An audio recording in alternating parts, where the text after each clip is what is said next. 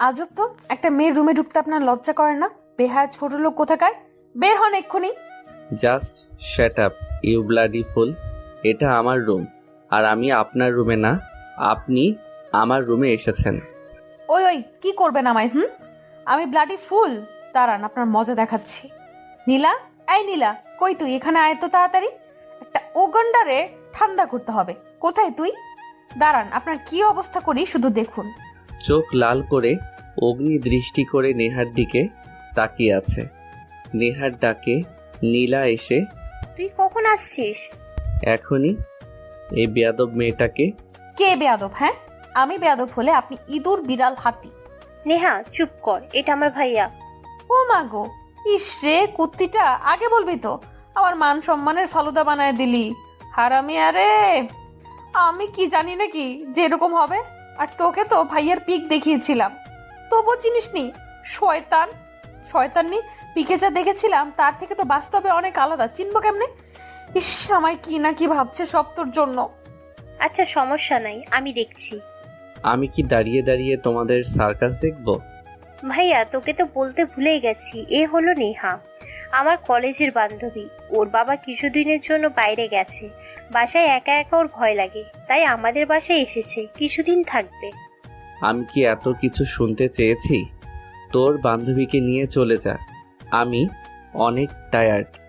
নেহা চল। কি হয়েছিল রে? ভাইয়া এত রেগে আছে কেন? আমি কি জানি, তোর ভাইয়ার মনে হয় মাথায় সমস্যা আছে। চুপ, একদম চুপ, চল এখান থেকে।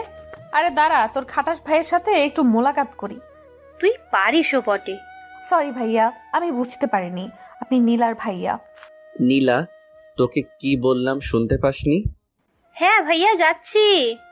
এই নেহা চল তো, ভাইয়া রেগে আছে। আরে হ্যাঁ যাচ্ছি, আমারও এত সময় নেই যে কারোর সাথে যেচে কথা বলবো। নেহাত তোর ভাই, তাই সরি বললাম। কিন্তু উনি তো আবার একটা সাইকো, কেউ সরি বললে যে উত্তরে ওকে বা অলরাইট বলতে হয় সেটা মনে হয় জানে না। প্লিজ নেহা চুপ কর, মেরি মা, মুভির ডায়লগ পরে বলিস, চল। মূল বিষয়টা একটু বুঝিয়ে বলি। আমাদের গল্পের নায়ক হচ্ছে নীল, আর নায়িকা হলো নেহা। বাবা মায়ের আদরের ছেলে হলো নীল, আর নীলা হলো নীলের বোন। বাবা মা আর ছোট একটা বোন নিয়ে নীলের ছোট্ট একটি পরিবার। নীলের বাবা শহরের টপ বিজনেসম্যান। নীল পড়ালেখার পাশাপাশি বাবার বিজনেস সামলায়। এদিকে নেহা হলো খুব চঞ্চল, দুষ্টু মিষ্টি একটা মেয়ে, সারাদিন সবাইকে মাতিয়ে রাখে। কথা বলতে খুব ভালোবাসে। সবসময় বকবক না করলে তার পেটের ভাত হজম হয় না। নেহা তার বাবার একমাত্র মেয়ে। নেহার বয়স যখন 8 বছর, তখনই ওর মা সড়ক দুর্ঘটনায় মারা যায়। নেহার বাবা একজন আদর্শবান শিক্ষক। তিনি কিছুদিনের জন্য তার গ্রামের বাড়িতে গেছে। নেহাকে নিয়ে যেতে চাইলে নেহা যায়নি, ওর গ্রাম বেশি ভালো লাগে না। নীলার সাথে থাকবে এই অজুহাতে বাবাকে একাই যেতে বলেছে। তোর ভাইটা এমন কেন রে? কেমন? এমনিতে সব ঠিকঠাক আছে, কিন্তু পুরোটাই ডেভিল। ভাইয়া একদম ওই রকম না, বাইরে থেকে এসেছে, তারপর তোর পাগলামি, তাই ভাইয়া রাগি বিহেভ করেছে। কিন্তু এই নেহা যে কি জিনিস সেটা তো জানে না তোর খাটাস ভাইয়া। আমায় ধমক দেওয়া বের করব। দেখিস আবার নিজেই ফেসে যাবি। বাজে কথা বাদ দে তো। আচ্ছা নিচে চল, মা খেতে রাখছে। চল। নীলা আর নেহা নিচে খাবার টেবিলে গেল। নেহা পরিবেশন করতে চাইলেও নীলের মা জোর করে খাবার টেবিলে বসিয়ে দেন। নীলের বাবা পেপার পড়তে পড়তে টেবিলে বসেই, নেহা মাই সুইট হার্ট, কেমন আছিস? জি আঙ্কেল, ভালো আছি। আপনি কেমন আছেন? যার এমন দুইটা মেয়ে থাকে সে কি খারাপ থাকতে পারে? ঠিক বলছেন। আর আঙ্কেল, আপনি তো পুরাই তামিল হিরোর মতো হচ্ছেন। তাই এ কথাগুলো তোর আন্টিকে একটু বলতো। ও আমায় সব সময় বুড়ো বলে, আমি নাকি বুড়ো হয়ে গেছি। নেহা তুই আর এসব বলিস না, নয়তো এই বুড়ো আমার মাথাটা খেয়ে ফেলবে। কি যে বলো আন্টি, আঙ্কেল আগের চেয়ে আরো অনেক স্মার্ট হয়েছে। হয়েছে থাক, তোমাদের রসের গল্প অনেক হয়েছে। ভাইয়া এখনো আসলো না, মা ভাইয়াকে একটু ডাক দাও। আর তোর ভাইয়া দেখ ঘরে উল্টায় আছে। নীল, এই নীল, কি রে নিচে আয়, খাবার তো ঠান্ডা হয়ে যাচ্ছে। যাচ্ছি মা। ভাইয়া দেখ, আজ তোর পছন্দের ইলিশ মাছ রান্না করেছে মা। থ্যাঙ্কস মাই পেয়ারি মম। নীলা রে, আজ কি আমরা খেতে পারবো? না মানে তোর ভাইয়া যেভাবে দৌড়ে আসলো, মনে হয় এই সব খাওয়া একাই সাবার করে দিবে। তুই চুপ কর, এত কিছু তোকে ভাবতে হবে না। মা, বাহিরের লোকের এত কথা আমার ভালো লাগে না। কথাটা কি তুমি বলনি? রাগ করো না বাবা, নেহা তো এমনিই মজা করে বলছে। নীল, তোমাকে কে বলেছে নেহা বাইরের কেউ? ও আমার আর একটা মেয়ে, কখনো ওকে এভাবে বলবে না। তোমরা থাকো তোমার আদরের মেয়েকে নিয়ে, যত সব। নীল, কোথায় যাচ্ছিস? খেয়ে যা বাবা। দেখলে তো তোমাদের জন্য ছেলেটা না খেয়ে চলে গেল। নীলা দেখলি তো, এমন কি বললাম, ডেভিল একটা, মজাও বোঝে না। কানে ফিসফিস করে বলল। খাওয়া দাওয়া শেষে নেহা রুমে গেল। হঠাৎ মনে হলো ওর জন্য নীল খায়নি। মনের মধ্যে কেমন জানি খারাপ লাগা তৈরি হচ্ছে নেহার। না, আমার জন্য নীল ভাইয়া খায়নি, বিষয়টা ভালো লাগছে না। কি এমন বললাম যে না খেয়ে যেতে হবে? এমন ছেলে আমি জীবনেও দেখিনি। যাই একবার গিয়ে সরি বলে আসি। বলেই নীলের রুমের দিকে চুপি চুপি যেতে যেতে, আমি ওনার ঘরে গেলে আবার বিরক্ত হবে না তো? যে রাগী লোকরে বাবা, না একবার গিয়েই দেখি। কথাগুলো নেহা মনে মনে বিড়বিড় করে বলল। ওয়াও, ঘরটা অনেক আলাদা। যদিও আগে একবার এসেছিলাম, কিন্তু তখন ক্লান্ত ছিলাম বলে উপলব্ধি করতে পারিনি।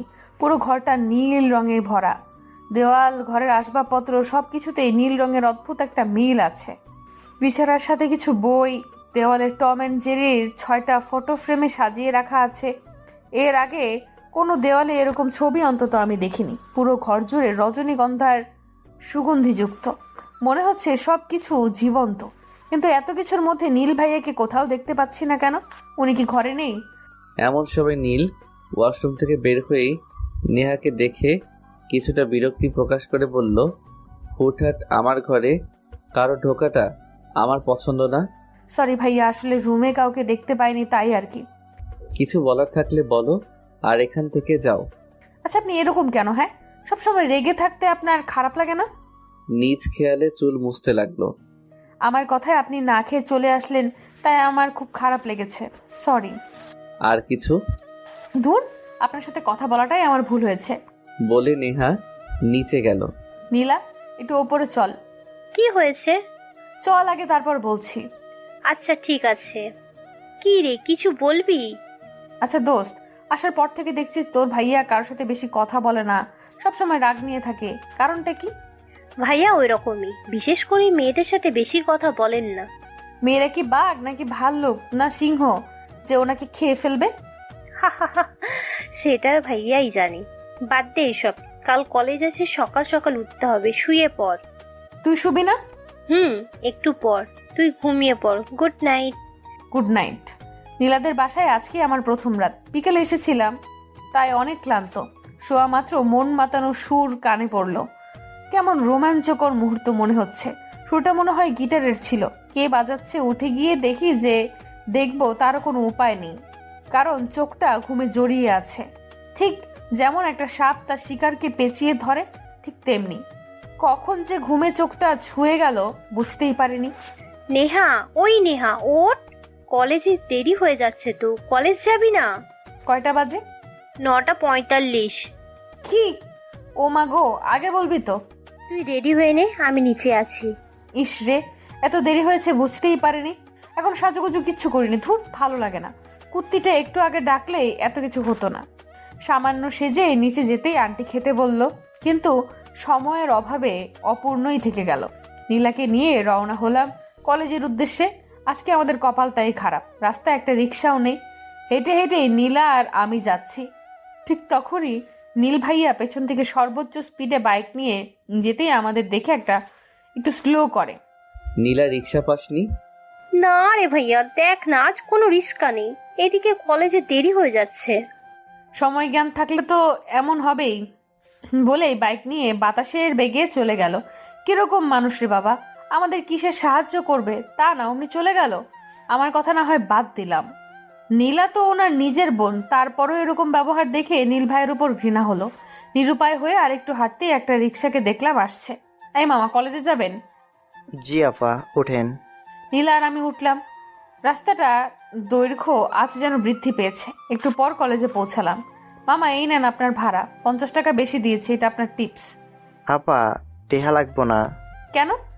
টেহা একজনে দিয়ে দিছে, আর আপনাদের কলেজে নিয়ে যাওয়ার জন্য আপনাদের কাছে পাঠাইছে। আচ্ছা ঠিক আছে। আমার আর বুঝতে বাকি রইল না যে কাজটা নীল ভাইয়ার। যাক, ওনাকে যেমন খারাপ মনের মানুষ ভেবেছিলাম তেমন না। কি রে নেহা, কি ভাবিস? চল তাড়াতাড়ি। না কিছু না, চল। দাঁড়াও।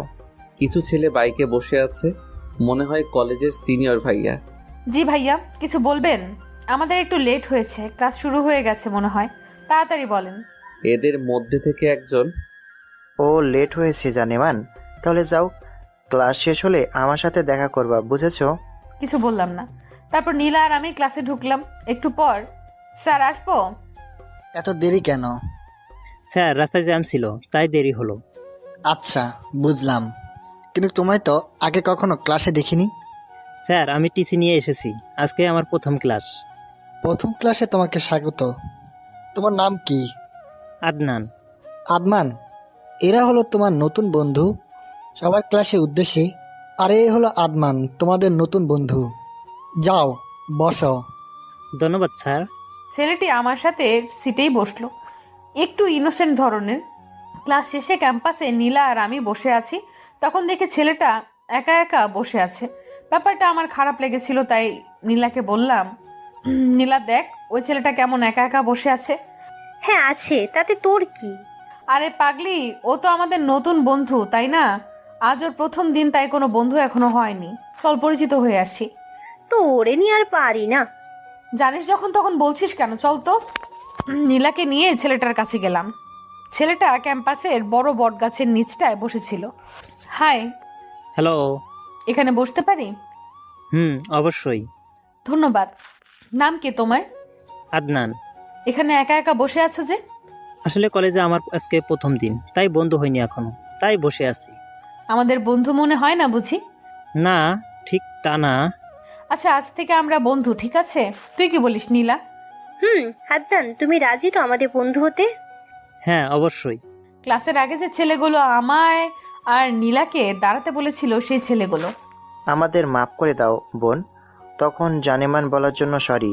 কলেজে কোনো সমস্যা হলে আমায় বলবে, আমরা আছি। ঠিক আছে। ছেলেগুলোর কারো হাত, কারো পা, কারো মাথায় ব্যান্ডেজ করা। কিভাবে কি হলো কিছুই বুঝতে পারছি না। আমায় জানেমন বলেছিল সেজন্য ওদেরকে কেউ মেরেছে, কিন্তু কে মেরেছে ব্যাপারটা রহস্যই রয়ে গেল। নীলা বাসায় চল, ভালো লাগছে না। নীলাকে নিয়ে বাসায় আসলাম। তারপর ঘটনাটা নিয়ে ভাবতে ভাবতে কখন ঘুমিয়ে পড়েছি বুঝতেই পারিনি। আনুমানিক রাত 2টার দিকে হঠাৎ পেটে কারো স্পর্শ পেলাম। নখ দিয়ে আমার পেটে আঁচড় কাটছে। অসম্ভব ব্যথায় কুকড়ে উঠলাম আর মাতাল করা এক পারফিউম। চোখ খুলতেই কেউ একজন আমার মুখ চেপে ধরলো। আমার শরীর ভয়ে কাঁপতে লাগলো। গায়ে সমস্ত শক্তি দিয়ে ছাড়িয়ে নিতে চাচ্ছি, কিন্তু ছেলেদের শক্তির কাছে মেয়েদের শক্তি সর্বদা স্বল্পতাই থাকে। আমার মুখে হাত দিয়ে শক্ত করে শোয়া অবস্থায় বালিশের সাথে চেপে ধরে আছে। কিছু বলতেও পারছি না। তারপর লোকটা আমার কাঁধে একটা চিরকুট দিয়ে আমার পেটে হাত বোলাচ্ছে। অনেক রাগ হচ্ছে লোকটির উপর, কিন্তু কিছুই করতে পারছি না। তারপরে কপালে কিস করে চলে যাচ্ছে। ঘরটা অন্ধকার থাকায় লোকটিকে দেখতে পারছি না। আবছা আলোয় কিছুটা আন্দাজ করতে পারছিলাম লোকটা হুডি পরেছিল। লম্বা, প্রায় 6 ফুটের কাছাকাছি লম্বা চুলগুলো হুটিতে বাঁধা না মেনে বাতাসে উঠছে, ঠিক বন্দি পাখিকে মুক্ত করলে যেভাবে উড়াল দেয় সেভাবে। চোখের পলকে লোকটা উধাও হয়ে গেল। এ কি, লোকটা কোথায় গেল? বাইরে গিয়ে কি দেখে আসবো? না বাবা থাক। কিন্তু চিরকুটটা দিল কেন? কি লেখা এখানে দেখি তো। কি করব বলো? তোমার সাথে কেউ কথা বললেও আমি সহ্য করতে পারি না, তাই বাধ্য হয়ে এসব করতে হলো। এখন এত না ভেবে চুপচাপ শুয়ে পড়ো, কাল আবার কলেজ আছে। Good night.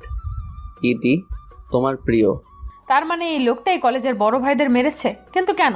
লোকটা কি আমায় ফলো করে? কেই নি, আমি কার সাথে কথা বলি সেটা নিতান্তই আমার ব্যাপার। উনি বলার কে? মা গো, পাগল হয়ে যাব এবার। হাজারো চিন্তা নিয়ে ঘুমিয়েছি, জানি না। সকালে নীলার ডাকে ঘুম ভাঙলো। আজ নাকি ছেলেপক্ষ ওকে দেখতে আসবে। শুনে ভালো লাগলেও একটু খারাপ লাগা তৈরি হচ্ছে, কারণ ওকে ছাড়া আমার একটা দিনও ভালো কাটে না। যাক, ওসব বাদ দিয়ে ফ্রেশ হয়ে সকালের নাস্তা করে নিলাম, তারপর নিচে গেলাম। নেহা মা, নীলাকে একটু তোর মতো সাজিয়ে দে না রে মা। আন্টি তুমি তো জানো আমি সাজি না। হালকা সেজে থাকি। হালকা সাজিয়ে তোকে পরি লাগছে, না জানি সাজলে। হয়েছে হয়েছে, এবার থামো আর ঢপ দিও না তো। দুঃখ কোথায় দিলাম, যা সত্যি তাই বললাম। নীলা এমনিতেই অনেক সুন্দর, ওকে আলাদা করে সাজা লাগবে না, তাতেই ওর জামাই পাগল হয়ে যাবে। পাগলি একটা। নীলা কই? আমায় ঘুম থেকে ডেকে তুলে আর দেখতে পাচ্ছি না যে। ও মনে হয় ছাদে আছে। ও আচ্ছা, তুমি কি রান্না করছো দেখি। ওয়াও, বিরিয়ানি। দাঁড়াও আমি একটু হেল্প করি। আমার হেল্প করা লাগবে না, তুই নীলাকে একটু তৈরি কর, ও তো সাজতেই চায় না। আচ্ছা ঠিক আছে, ছাদে যাচ্ছি নীলার উদ্দেশ্যে। গিয়ে দেখি নীল ভাইয়াকে জড়িয়ে ধরে সে কি কান্না নীলার। আমি আর না এগিয়ে ওখানেই দাঁড়ালাম। তোর কষ্ট হবে না আমায় ছাড়া থাকতে? হবে একটু। আমি তোদের ছাড়া থাকতে পারবো না ভাইয়া। এখন তো বলছিস পারবি না, যখন বিয়ে হয়ে যাবে তখন জামাই ছাড়া তো এক মুহূর্ত থাকবি না। ভাইয়া আমি ইয়ার্কি করার মুডে নেই, আমার সত্যি অনেক খারাপ লাগছে। সব ঠিক হয়ে যাবে। আমি চলে গেলে কার জন্য চকলেট আনবি, কার জন্য এলাকায় কলেজে মারপিট করবি, টিভির রিমোটের জন্য কার সাথে মারামারি করবি? তখন তো কেউ থাকবে না, তাই ওসবও করবো না। তুই খুব পচা, যা তোর সাথে কথা নেই। বলে নীলা কান্না করতে করতে নিচে নামতেই আমাকে দেখে জড়িয়ে ধরে অনেক কাঁদলো। তারপর নিচে গেল, আমি নীল ভাইয়ের কাছে গেলাম। উনি নীরহারা পাখির মতো আকাশের পানে চেয়ে আছে। ওনার উপর কিছুটা বিরক্তি আর অনেকটাই রাগ হলো। নিজের বোনকে একটু সান্ত্বনা দিতে পারতো, তাও করলো না। ওনার পেছনে দাঁড়িয়ে বললাম, নীল ভাইয়া বলো। আপনি এরকম কেন? কি রকম? নীলাকে তো একটু সান্ত্বনাও দিতে পারতেন, তা না করে আপনি মজা করছেন। এটা আমার কাছে একদম ভালো লাগছে না। ওকে একটু সান্ত্বনা দিলে মানসিকভাবে কিছুটা ভালো লাগতো, কিন্তু আপনি। জানো তো, কিছু কিছু মুহূর্ত মজা করে উড়িয়ে দিতে হয়। উনি আমার দিকে ঘুরেই অবাক হয়ে গেলাম। নীল ভাইয়ার কান্না করছে, তার চোখ রক্তিম বর্ণ ধারণ করেছে। ঠিক বুঝলাম না। এখন আমি যদি ওকে সান্ত্বনা দিতাম তাহলে ও আরো বেশি কষ্ট পেত। এই মুহূর্তের সব কথাগুলো ওর বারবার মনে হতো আর বারবার কষ্ট পেত। এখন একটু কষ্ট পেলেও এটা বেশিক্ষণ মনে থাকবে না। আপনাকে যত দেখি ততই অবাক হই। আপনার চিন্তাধারা সবার চেয়ে অনেক আলাদা। জানো তো, নীলাকে আমি চোখের মনি করে রাখতাম। যখন যা লাগতো সব না চাইতেই এনে দিতাম। যখন রাত করে বাসায় ফিরতাম, পাগলিটা আমার ঘরে খাবার নিয়ে বসে থাকতো। আমায় না খাইয়ে নিজেও খেত না। ওকে ছাড়া এই বাড়িটা অনেকটাই ফাঁকা লাগবে। কষ্ট তো আমারও হবে, কিন্তু সেই কষ্ট কেউ দেখবে না, কেউ জানবে না। সেটা নিজের মধ্যে সীমাবদ্ধ থাকবে। ভাইয়েরা মনে হয় এরকমই হয়। আমার তো রীতিমতো নীলাকে হিংসা হচ্ছে, ওর এরকম একটা ভাই আছে। আচ্ছা, একটু পর ছেলেপক্ষ আসবে, নীলাকে একটু সাজিয়ে দাও। আচ্ছা আপনিও নিচে আসুন। এরপর নীলাকে সুন্দর করে সাজিয়ে দিলাম। ওকে দেখার লোকজন আসলো। ছেলেটা হ্যান্ডসাম ছিল, পেশায় একজন সফটওয়্যার ইঞ্জিনিয়ার। বাসার সবারই ছেলেকে পছন্দ। নীলার অনার্স ফাইনাল ইয়ারের পরীক্ষা শেষ হলেই বিয়ে। ওই দিন সারা দিন অনেক আনন্দ করেছিলাম। পরের দিন ফোনের শব্দে ঘুম ভাঙলো। ঘুম ঘুম চোখে ফোন স্ক্রিনে তাকিয়ে দেখি বাপি। বাবা কল করেছে। হ্যালো বাপি, কেমন আছো? ভালো আছিস রে মা, তুই কেমন আছিস? তোমায় ছাড়া একটু খারাপ আছি। আচ্ছা তুমি ওষুধ ঠিক মতো খেয়েছিলে? এখানে নতুন পরিবেশে এসে তোমায় ফোন করতেই ভুলে গেছি। সরি বাপি। আমি জানি আমার মামুনিটা অনেক আনন্দ প্রিয়, একটু আনন্দ থাকলেই বাকি সব ভুলে যায়। আমারও কাজের চাপে ফোন দেওয়া হয়নি। যাক, যে জন্য তোকে ফোন করেছিলাম সেটা হলো কাল আমি বাসায় যাচ্ছি। ভোরে রওনা দিব, সকাল 9টার দিকে পৌঁছাবো। রাখি রে মা, পরে ফোন দিবনি, একটা ফাইল দেখতে হবে। ও আচ্ছা, আর হ্যাঁ ওষুধগুলো মনে করে খেও। আচ্ছা টাটা। ফ্রেশ হয়ে নিচে গেলাম। গিয়ে দেখি নীলা আর আন্টি রান্নাঘরে রান্না করছে। ইসরে, আমি এতক্ষণ পড়ে পড়ে ঘুমালাম আর এদিকে আন্টি কষ্ট করে রান্না করছে। আন্টি তুমি সরো তো, আজ আমি রান্না করব। তুই রান্না করবি কেন? আগুনের তাপে তো আমার এই মিষ্টি মেয়েটার স্কিন খারাপ হয়ে যাবে। থুর, কি যে বলো না তুমি। দাও আমি রান্না করছি। না, আমি থাকতে তুই রান্না করবি কেন শুনি? তুই বরং কাজ কর, কফিটা নিয়ে নীলের ঘরে দিয়ে আয়। আচ্ছা দাও। নীল ভাইয়ার রুমের দিকে যাচ্ছি। খুব সুন্দর একটা পারফিউম পাচ্ছি।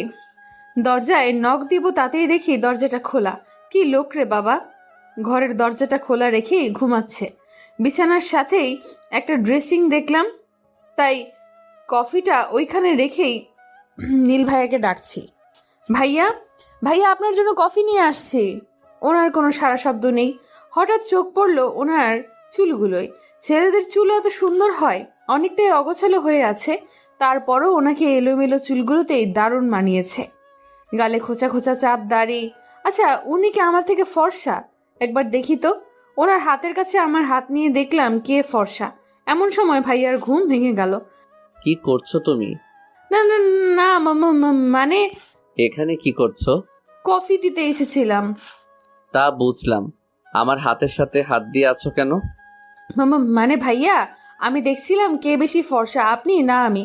ফর্সা পরীক্ষা করার জন্য ওনার হাতের সাথে আমার হাতটা লেগে দেখছিলাম। দেখা হয়ে গেলে যাও তো এখান থেকে। আমার ঘুমটা নষ্ট করে দিল যত সব। হুম, যাচ্ছি যাচ্ছি। একটু হাত লেগেছে তো কি হয়েছে শুনি? আমার একটু স্পর্শে আপনার হাতটা কি পুড়ে গেছে নাকি? যেতে বলছি না। আর তুমি ঘরে ঢুকলে কিভাবে? কারো ঘরে ঢুকলে নক করতে হয় জানো না? দরজা খোলা রাখলে তো যে কেউ ঢুকবে, তাই না? কফি দিয়েছো? হ্যাঁ এবার যাও। হ্যাঁ, যাবই তো। আমি কি এখানে থাকতে আসছি নাকি? কালকে আমি বাসায় চলে যাচ্ছি। ঠিক আছে যেও, এখন আমার রুম থেকে যাও। এমনিতেই ঘুমটা নষ্ট করছো। বারে, কফিটা যে আনলাম খাবেন না? আর কটা বাজে খেয়াল আছে? আবার ঘুমাচ্ছেন যে? ও মাই গড, এই তুমি যাও তো। যাচ্ছি তো, এত চিল্লান কেন মাইকের মতো? উনি বিরক্ত হয়ে সারা গায়ে কম্বল মুড়ি দিলেন। ওনাকে জ্বালাতে কি যে ভালো লাগছে বলে বোঝাতে পারবো না। মিস্টার নীল, এই নেহা কি চিজ সেটা আপনি জানেন না। আপনাকে এত সহজে ছাড়ছি না। কি করি? হ্যাঁ, পেয়েছি। ওনার একটা নখ কফিতে দিলে কেমন হয়? উফ নেহা, তোর কি বুদ্ধি! চুপি চুপি গিয়ে ওনার ডান হাতের একটা নখ কফির ভেতরে রাখতেই এক লাফে বিছানা থেকে উঠে মুখে ফু দিয়ে যাচ্ছে। আর এদিকে হাসতে হাসতে আমি দম বন্ধ হয়ে যাওয়ার উপক্রম। চোখ দিয়ে পানি পড়া শুরু করেছে। পেটে হাত দিয়ে এক তালে হেসেই যাচ্ছি। এবার একদম ঠিক হয়েছে। ওনার মতো ডেভিল লোকের জন্য এটাই পারফেক্ট। উনি রাগী লুক নিয়ে আমার দিকে এগোতে লাগলো, আর নিমেষেই আমার হাসি থেমে ভয় পেয়ে গেলাম। উনি এক পা করে এগোচ্ছে আর আমি এক পা করে পিছিয়ে যাচ্ছি। এক পর্যায়ে আমায় দেওয়ালের সাথে চেপে ধরতেই ভয় আমি চোখ বন্ধ করলাম। তারপর ভয় আমি চোখ বন্ধ করে আছি। ওনার গরম নিঃশ্বাস আমার মুখে পড়ছে। কি করব কিছুই বুঝতে পারছি না। তারপর অনুভব করলাম যে ওনার নিঃশ্বাস আর আমায় স্পর্শ করছে না। ভয়ে আস্তে আস্তে চোখ খুললাম। এ কি, উনি তো সামনে নেই, গেল কই?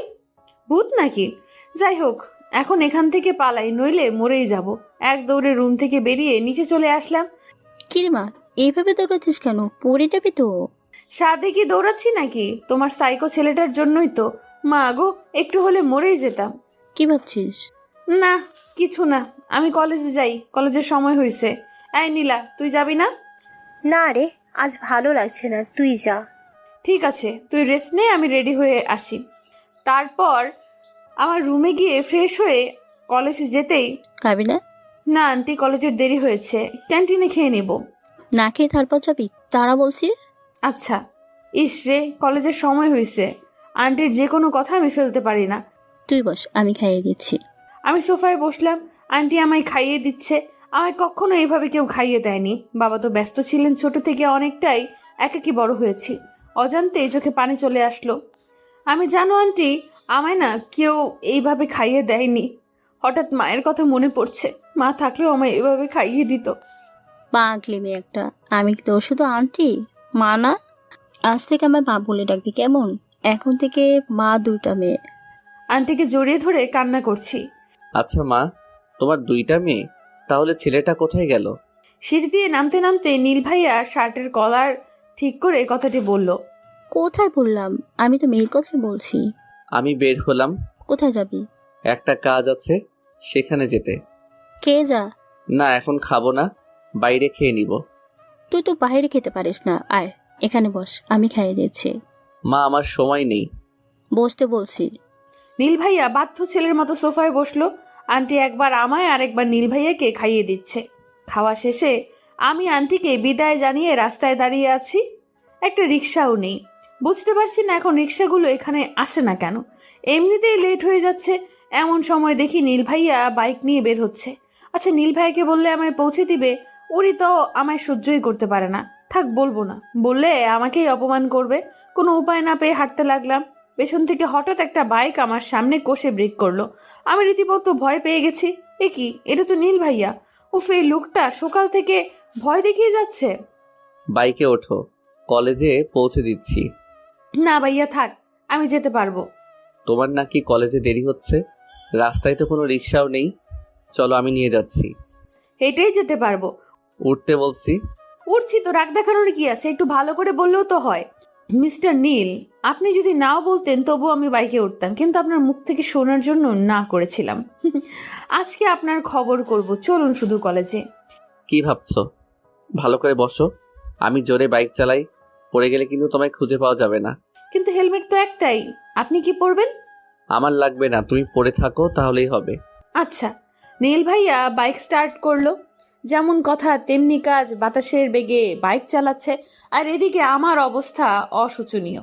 এই লোকটা কি পাগল নাকি? এত স্পিডে কেউ বাইক চালায়? মনে হচ্ছে আকাশে উড়ছি। ওনার শার্ট খামচে ধরে চোখ বন্ধ করে আছি। এইভাবে চালালে নির্ঘাত আমার হার্ট অ্যাটাক হবে। ওনার পিঠে একটা চিমটি দিলাম। চিমটিটা একটু জোরেই হয়েছে মনে হয়। নীল ভাইয়া খুব কষে ব্রেক করলো, আর আমি সম্পূর্ণ ঝুঁকে ওনার গায়ের উপর পড়লাম। এই পাগল মেয়ে, সমস্যা কি? আপনি আর আপনার বাইক। Shut up. তুমি জানো বাইক চালানো অবস্থায় এত জোরে চিমটি দেওয়ায় কত বড় অ্যাক্সিডেন্ট হতে পারতো? কোনো আইডিয়া আছে? ইউ ফুল। আমি তো আসতেই চিমটি দিছি। ও মাই গড, আর কি বলবো এই মেয়েকে? কি বলবেন? হ্যাঁ, এবার তো আমি বলবো। এত জোরে কেউ বাইক চালায়? আমার চেহারাটা দেখছেন? কত চিকন আমি। যদি উড়ে যেতাম তাহলে কি আমায় আটকাতে পারতেন? আর আমাকে জ্ঞান দিচ্ছেন যে? উনি পেছন ফিরে আমার দিকে তাকিয়ে আবার বাইক স্টার্ট করলেন। একটু পর কলেজে পৌঁছলাম। গেটে কিছু বান্ধবীকে দেখে ওদের কানে ফিসফিস করে নীল ভাইয়াকে জব্দ করার বুদ্ধি দিলাম। কিরে, তোরা পারবি তো? হ্যাঁ, পারবো না মানে খুব পারবো, তুই শুধু দেখ। কে আপনি? আমার পিছু নিচ্ছেন কেন? সেদিন তো আপনি চিরকুট দিয়েছিলেন, তাই না? আদনান কোথায়? কে আপনি? এক নিঃশ্বাসে এই কথাগুলো বলে বিছানায় জড়সড় হয়ে বসে আছি। ধরে নাও আমি তোমার শুভাকাঙ্ক্ষী। এখন বলো তো, তোমার এত সাহস হয় কি করে যে অন্য একটা ছেলের সাথে বসার? ছায়ার আড়ালে থাকা লোকটি, সেটা আমার ব্যাপার। আমি কার সাথে থাকবো, কার সাথে মিশবো, সেটা আপনাকে কেন বলবো? আমায় ফলো করছেন কেন? কি চান আপনি? ঠাস ঠাস। যা ভাবছেন তাই। লোকটি আমার গালে খুব জোরে 2টা চড় বসিয়ে দিলেন। আমায় আপনি মারলেন? এতক্ষণে কান্না করে দিছি। এত জোরে কেউ মারে? এই লোকের কি মায়া বলতে কিছু নেই নাকি? চুপ, একদম চুপ, নইলে এমন মার মারবো পরের বার কোনো ছেলের সাথে সময় কাটানো কেন কাউকে দেখতে পর্যন্ত পারবে না। চুপ করতে বলিনি? কান্নাও করতে পারবো না নাকি? কেমন লোক আপনি? আমি এক্ষুনি চেঁচিয়ে নীল ভাইয়াকে ডাকছি, তারপর বুঝবেন আমার উপর টর্চার করলে কি হয়। আসছেন কেন? নীল ভাইয়ার নাম শুনেই মাথায় সমস্যা হয়েছে? তাহলে ভাবুন আপনার কি অবস্থা হবে যদি আমি ওনাকে সব বলি। রাখো তোমার নীলকে।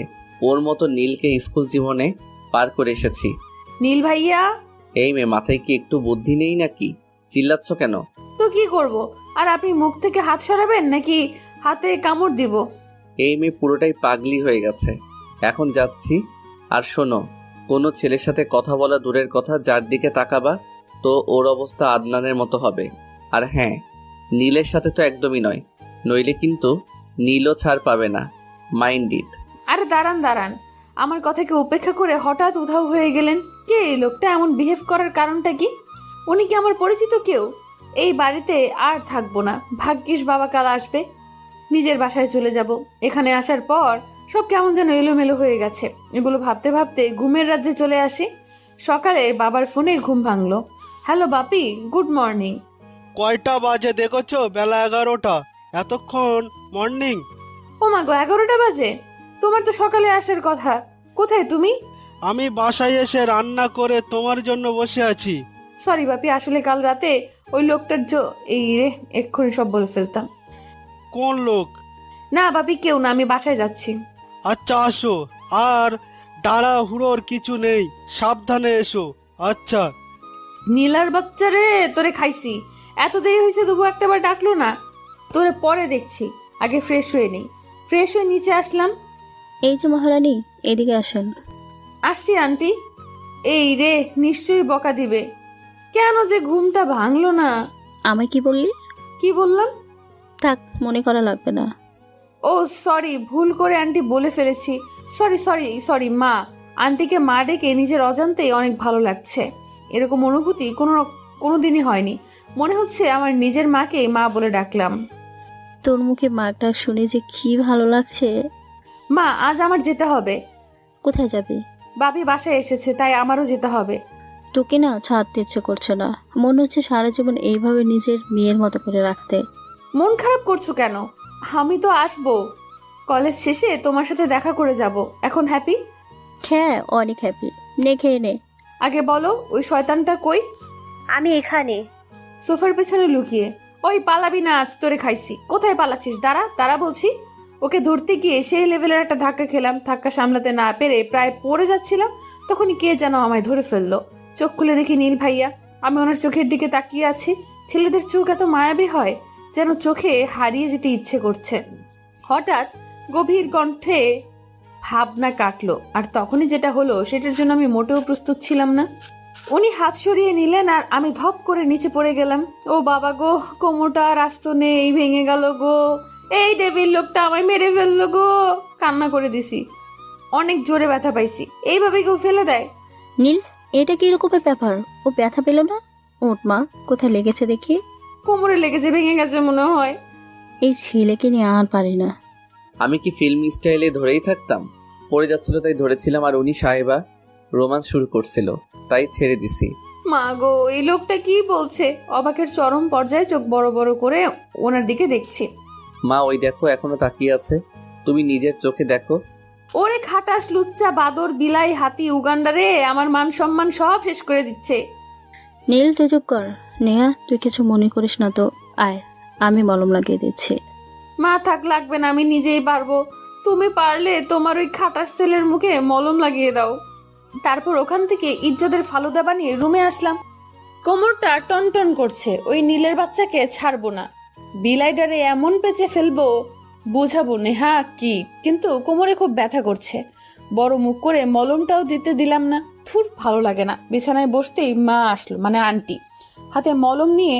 মাঝে মাঝে মনে হয় আন্টি আমার নিজের মা। কিরে মা, কি ভাবছিস? না কিছু না। আচ্ছা, আমি তো বারণ করছি, তারপরও মলম আনলেন কেন? মেয়ের সব কথা কি মায়ের শুনতে আছে রে পাকলি? দেখি মলমটা লাগিয়ে দেই। আমি লাগিয়ে নেই, থাক। আমার সামনে আর লজ্জা পেতে হবে না। দেখি, তোমায় খুব ভালোবেসে ফেলেছি গো। আমিও মাই ডিয়ার। তারপর কোমরে মলমটা লাগিয়ে দিলেন। এখন আর বেশি ব্যথা নেই। একটু রেস্ট নিয়ে রেডি হয়ে নিলাম, কারণ আজ বাসায় যেতে হবে। নিচে যেতেই আন্টি নিজের হাতে খাইয়ে দিলেন, আর নীল খাটাসটা সোফায় বসে ফোন ফুল স্পিডে গেম খেলছে। উনি তো এই সময় বাসায় থাকে না, এখন তাহলে বাসায় কেন? যাক, উনি থাকলেই বা কি, আর না থাকলেই বা কি। আন্টি নীলকে বিদায় জানিয়ে সুটকেস নিয়ে গেটে যেতেই নীল ভাইয়া বাইক নিয়ে সামনে হাজির। কি ব্যাপার, খাটাসটা তো সোফায় বসেছিল, এখানে আসলো কখন? ওঠো। কোথায়? আমার কোলে। আজব তো, আমি আপনার কোলে বসবো কেন? ও মাই গড, এর মাথায় কি বুদ্ধি বলতে কিছু নেই? দেখুন, আমি যাচ্ছি, যাওয়ার সময়টা অন্তত ভালো ব্যবহার করেন। এত প্যান প্যান না করে বাইকে ওঠো। না, পারবো না। তা পারবে কেন? পাড়ার মধ্যে তো ঝগড়া ছাড়া কিছু পারবে না। আর আপনি কি, হ্যাঁ, ঝগড়ু তো আপনি, পায়ে পা দিয়ে ঝগড়া করেন সব সময়। এত কথা ভালো লাগছে না, তাড়াতাড়ি ওঠো। নেহাত মা বলেছিল তাই পৌঁছে দিচ্ছি, নইলে তোমার মতো ঝগড়ুটে মেয়েকে। আন্টি বলেছিল নিয়ে যেতে, আর আমি বলছি লাগবে না, আপনি যান, আমি রিক্সায় যেতে পারবো। তোমায় রিক্সায় যেতে দিলে এদিকে মা আমার আস্ত রাখবে না। আমি আপনার সাথে যাব না, যাব না, যাব না। এই ওঠো বলছি। উঠছি তো, রাগার কি আছে? এই মামা যাবেন? একটা রিক্সাওয়ালাকে ডেকে বলল, আমি তো বললাম যাব, রেগে বাইক থেকে নামালো। আচ্ছা, সব দোষী আমার, আমি নিজেই ঝগড়া করছি আপনার সাথে। সরি ভাইয়া। এত কথা কেন বলো তুমি? সরি তো বললাম। নীল ভাইয়া আমার সুটকেসটা রিক্সায় উঠিয়ে দিলেন। আমার কেমন যেন একটা অনুভূতি হচ্ছে, মনে হচ্ছে রিক্সায় না গিয়ে ভাইয়ের সাথে গেলে ভালো লাগতো। কিন্তু কি আর করার, এই লোকটার এত রাগ যে কোথা থেকে আসে কে জানে। রিক্সায় উঠবো এমন সময় ভাইয়া বলল, আবার রিক্সায় উঠছো কেন? তাহলে কিসে যাব? আমি কিসের জন্য আছি? আপনি তো আমার ব্যাগ সুটকেস রিক্সায় দিলেন। তো তুমি কি সুটকেস ব্যাগ এগুলো নিয়ে বাইকে যাবা? ও আমি বুঝতে পারিনি। তুমি তো কিছুই বোঝো না, ওঠো। তারপর নীল ভাইয়া বাইক স্টার্ট দিলেন। এখন কেন জানি খুব ভালো লাগছে। আচ্ছা, হঠাৎ এমন ভালো লাগার কারণটা কি? ধরে বসো, নইলে পড়ে যাবা। আচ্ছা, এভাবে জড়িয়ে ধরছো কেন? আমি কি তোমার জামাই নাকি? আপনিই তো বললেন ধরতে। সিম্পল ভাবে ধরতে বলছি। ও আচ্ছা, অনেক হাসি পাচ্ছে। ওনাকে জ্বালাতে এত ভালো লাগছে যে কি বলবো। একটু যাওয়ার পর উনি হঠাৎ বাইকটা সাইড করলেন। সামনে কিছু ছেলে। আমার ইতিমধ্যে ভয়ে হাত পা ঠান্ডা হয়ে যাচ্ছে। ওদের মধ্যে থেকে একটা ছেলে নীল ভাইয়াকে নামিয়ে বাকি ছেলেদের দিকে চেনে নিয়ে যেতে লাগলো। আর একজন তার জ্যাকেট দিয়ে ভাইয়ের মুখ সহ মাথা ঢেকে ওনার উপর ঝাঁপিয়ে পড়লো। কেউ পা টানছে তো কেউ হাত টানছে। এইসব দেখে আমার মাথা খারাপ হয়ে যাচ্ছিল। তাই ওদের কাছে গিয়ে একটা ছেলেকে কষিয়ে দিলাম একটা থাপ্পড়। এক থাপ্পড়েই সবাই চুপ হয়ে গেল। আর নীল ভাইয়া মাথা থেকে জ্যাকেট খুলে ছেলেদের দেখে অনেক অনেক অবাক হলো। আমি ভয়ে দৌড়িয়ে গিয়ে নীল ভাইয়াকে অনেক জোরে জড়িয়ে ধরলাম, কারণ আমি অনেক ভয় পেয়ে আছি। তখনই জয়, রাজ, অভি তোরা এখানে? আর জয়, তুই দেশে আসলি কবে? আজকেই আসলাম, কিন্তু এখন মনে হচ্ছে এসে ভুল করেছি। এ মেয়েটা কে রে? এত জোরে কেউ মারে? ও নীলার বান্ধবী। দোস্ত, ডুবে ডুবে জল খাওয়া হচ্ছে না তো? তারপর সবাই মিলে নীল ভাইয়াকে জড়িয়ে ধরে নিচে ঘাসের ওপর ফেলে উল্টো উল্টি শুরু করলো। আর এগুলো দেখে আমি হাসবো না কাঁদবো বুঝতেছি না। তবে বেশি অবাক হয়নি, কারণ অনেক দিন পর বন্ধুর সাথে দেখা হলে এইরকম একটু একটু পাগলামি করে। এই যেমন নীলার সাথে যদি অনেক দিন পর দেখা হয়, তাহলে ও আমার চুল ছিঁড়ে এলোমেলো করে ফেলে। এগুলো হলো ভালোবাসার বহিঃপ্রকাশ। তারপর নীল ভাইয়া এক এক করে ওনার বন্ধুদের সাথে আমার পরিচয় করিয়ে দিলেন। আমায় বাসায় পৌঁছে দিয়ে দেখা করবে এই কথাটা বলে আমরা আবার রওনা হলাম। মনে মনে আমার অনেক ভালো লাগছে, কারণ নীল খাটাসটার প্রথম কেলানি কইছে। আজ এমন কেলানির দিনে একবার করে দিলে উফ, খুব একটা খারাপ হতো না। উফ, খুব ক্ষুধা লাগছে, পেটে ব্যান্ড বাজতেছে। আসার সময় একটু খেয়ে এসেছি। ভাইয়া, কি হলো? ক্ষুধা লাগছে। আর একটু অপেক্ষা করো, একটু পরে বাসায় পৌঁছাবো। আমি আর অপেক্ষা করতে পারছি না। বলতে না বলতেই আমি কিন্তু কেঁদে দেব। ইউ ফুল, কি করছো? হ্যাঁ, এটা রাস্তা, বুঝেছো? কোনো সার্কাস না। কি লোক রে বাবা, একটু খেতেই তো চেয়েছি। উনি ওনার মতো বাইক চালাতেই আছেন। পুরাই অসহ্য একটা লোক, কোনো ফিলিংস নেই মনে হয়, রোবট। দূর, ভাল লাগে না। কিছু দূর যাওয়ার পর একটা নদীর সাথে ছোট্ট একটা চায়ের দোকানে থামলেন। এখানে থামলেন কেন? তোমার নাকি ক্ষুধা লাগছে, তাই তো দাঁড়ালাম। আমি এই ছোট্ট স্যাঁতস্যাঁতে দোকানে খাবো? তো আমি পারবো না, আপনি চলুন, আমি বাসায় গিয়েই খাবো। কখনো তো এগুলো দোকানে খাওনি, একবার খেয়ে দেখো, ভালো লাগবে। ঠিক আছে, আপনি যখন এত করে বলছেন তখন খাওয়া যেতে পারে। জি না, আমি মোটেও এত করে বলছি না, জাস্ট সিম্পল যেটা বলা লাগে তাই বলছি। মামা, খুব স্পেশাল করে 2টা চা করে দেন তো। আরে নেহা কোথায় গেল? এখানেই তো ছিল। দোকানে কিছু লোককে বললে তাদের উত্তরটা ছিল না সূচক। চারিদিকে অনেক খুঁজেও নেহাকে খুঁজে পাচ্ছে না নীল। নেহাকে না পেয়ে নীলের সারা শরীর শিহরিত হতে লাগলো। নীল যখন চা নিতে ব্যস্ত, তখন নেহা কোথায় যেন নিরুদ্দেশ হয়ে যায়। বুঝলাম না, একা একটা মেয়ে কোথায় গেল? ও তো এখানে কিছুই চিনে না, কোথায় গেল? ওর নাম্বারও তো নেই আমার কাছে, কি করে খুঁজে পাবো এবার? এই মেয়েকে নিয়ে আর পারি না। আচ্ছা, নীলার কাছে নিশ্চয়ই ওর নাম্বার আছে, নীলাকে ফোন করি। হ্যালো নীলা। হ্যাঁ ভাইয়া, বল। নেহার নাম্বারটা মেসেজ করে দে তো। কেন, ভাইয়ার কিছু হয়েছে? কিছু হয়নি, যেটা বললাম সেটা কর। ওর নাম্বারটা আমায় মেসেজ করে দে। একটু পর মেসেজে পাওয়া নেহার নাম্বারটাই ফোন দিলাম, কিন্তু ফোন বন্ধ। এবার আরো টেনশন হচ্ছে। এখানে কোথায় খুঁজবো ওকে? এই জায়গাটা তো আমিও ঠিক করে চিনি না। কয়েকবার নেহা নেহা বলে ডেকেও কোনো লাভ হলো না। এবার মেজাজটা চরম পর্যায়ে চলে গেছে। আরে ওইটা কি? নদীর পাড়ে একটা মেয়ে দাঁড়িয়ে মনে হচ্ছে। কে মেয়েটা? আরে মেয়েটাকে তো নেহার মতোই লাগছে। ওটাই নেহা নয় তো? নদীর পাড়ের দিকে যেতে লাগলাম। কেন জানি না মনে হচ্ছে এটা নেহা। আরেকটু যেতেই পুরোটা বুঝতে পারলাম, হ্যাঁ এটা তো নেহাই। আজ ওর খবর আছে। নেহা আমায় আসতে দেখে মহা খুশিতে আমার দিকে তাকিয়ে আছে। আর এদিকে তো আমার মাথায় রক্ত উঠে গেছে। ওর কাছে যেতেই গালে কষে একটা চর বসিয়ে দিলাম। তোমার মাথায় কি মিনিমাম সেন্স নাই? হ্যাঁ, এভাবে কেউ না বলে চলে আসে? তোমাকে কত খুঁজেছি তার কোনো ধারণা আছে? আর এখানে একা একা আসার সাহস কোথায় পেলে? গালে হাত দিয়ে চুপ করে দাঁড়িয়ে আছে। কি হলো, কথা বলছো না কেন? আমার কথা কি শুনতে পারছো না? আজ যদি তোমার কিছু হতো তাহলে সবাইকে আমি কি বলতাম? মাথায় কি বুদ্ধি বলতে কিচ্ছু নেই? সরি। ধুর, রাখো তোমার সরি। এখানে আসার আগে আমায় বললে কি হতো? আসলে আমি বুঝতে পারিনি। তা পারবে কেন? সব সময় তো আবেগে মেতে থাকো। সরি বললাম তো, এরকম আর হবে না। বলেও আমার কিছু যায় আসে না। আমি কি এমনি এসেছি নাকি? দেখছেন কত সুন্দর কাশফুল, এগুলো নেওয়ার জন্যই তো এসেছি। হাতে রাখা অনেকগুলো কাশফুল দেখিয়ে বলল, তুমি কাশফুল নেওয়ার জন্য এখানে এসছো? নয়তো কি, আপনি তো আমায় কিছু বলতেই দিচ্ছেন না, শুধু বকেই যাচ্ছেন। কথাগুলি কান্না করতে করতে বলল। এবার আমার নিজের উপর একটু রাগ হচ্ছে। মেয়েটাকে এত জোরে চড় দেওয়াটা ঠিক হয়নি। ফর্সা গালগুলো লাল হয়ে গেছে। খুব লেগেছে? না, চোখের জল মুছে অন্যদিকে ঘুরে। কি করব বলো, রেগে গেলে মাথাটা ঠিক থাকে না। সেজন্য এত জোরে মারবেন? আমি তো এত জোরে মারতে চাইনি। তাছাড়া আমার কত টেনশন হচ্ছিল জানো? পৃথিবী অন্ধকার হয়ে গেছিল। হয়েছে, এখন আমায় মারার শাস্তি আপনাকে পেতে হবে। শাস্তি?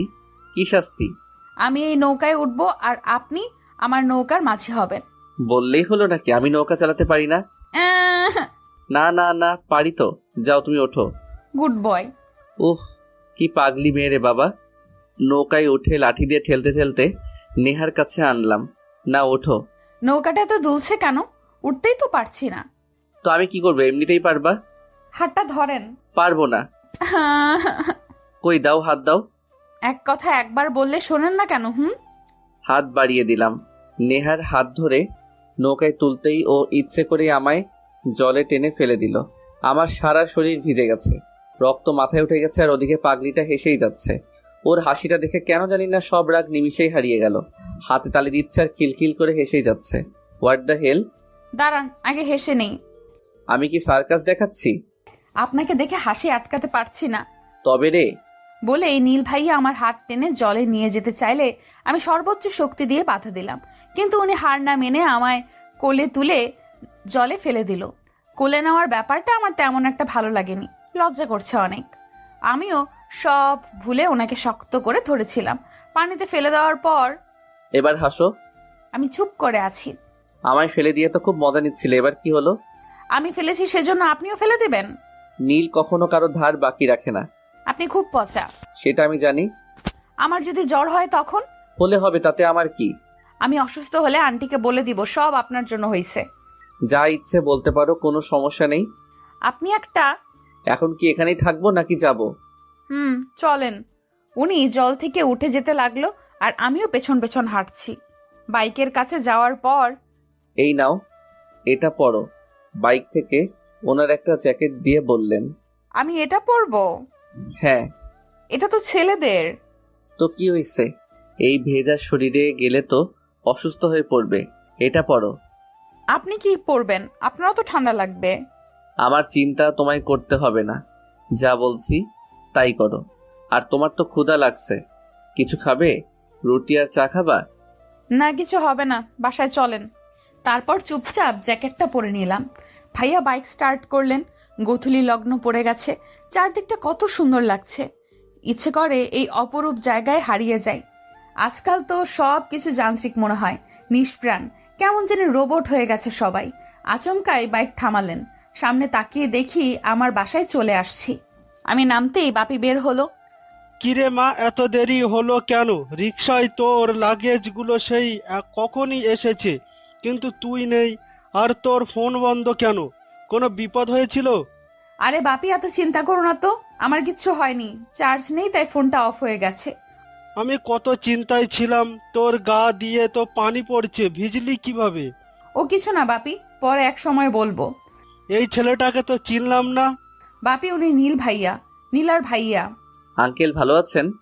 হ্যাঁ বাবা, ভালো আছি। এই দেখেছো, এত কিছুর মধ্যে তোমার ভিতরে ডাকতেই ভুলে গেছি। আসো, ভিতরে আসো। আঙ্কেল আজ থাক, অন্য একদিন আসবনি। কোনো কথা শুনবো না, চলো। বাপি জোর করে নীল ভাইয়ার হাত ধরে টানতে টানতে বাসায় নিয়ে গেলেন। তোমাদের দুজনই তো ভিজে আছো, এক কাজ করো, চেঞ্জ হয়ে নাও, তারপর অনেক গল্প করবো আজ। এই নেহা, মা নীলকে একটু দেখিয়ে দে তো। নীল, তুমি নেহার সাথে যাও, আমি বাজার থেকে আসছি, কারণ আজকেই তো আসলাম, তাই বাজার করা নেই, বুঝতেই তো পারছো। হ্যাঁ আঙ্কেল, সমস্যা নেই, আপনি যান। এই যে মিস্টার, আমার পিছু পিছু আসছেন কেন? ভাইকে বললাম, আর উনি বাধ্য ছেলের মতো আমার পেছন পেছন আসছেন। ওনাকে আমার রুমে নিয়ে এসে ওয়াশরুম দেখিয়ে দিলাম। উনি ওয়াশরুমে যাওয়ার পর আমি অন্য ওয়াশরুমে গেলাম ফ্রেশ হতে। ও মাই গড, আমার জামা কাপড় তো আমার ঘরে রাখা আছে, সাথে নিতে ভুলে গেছি।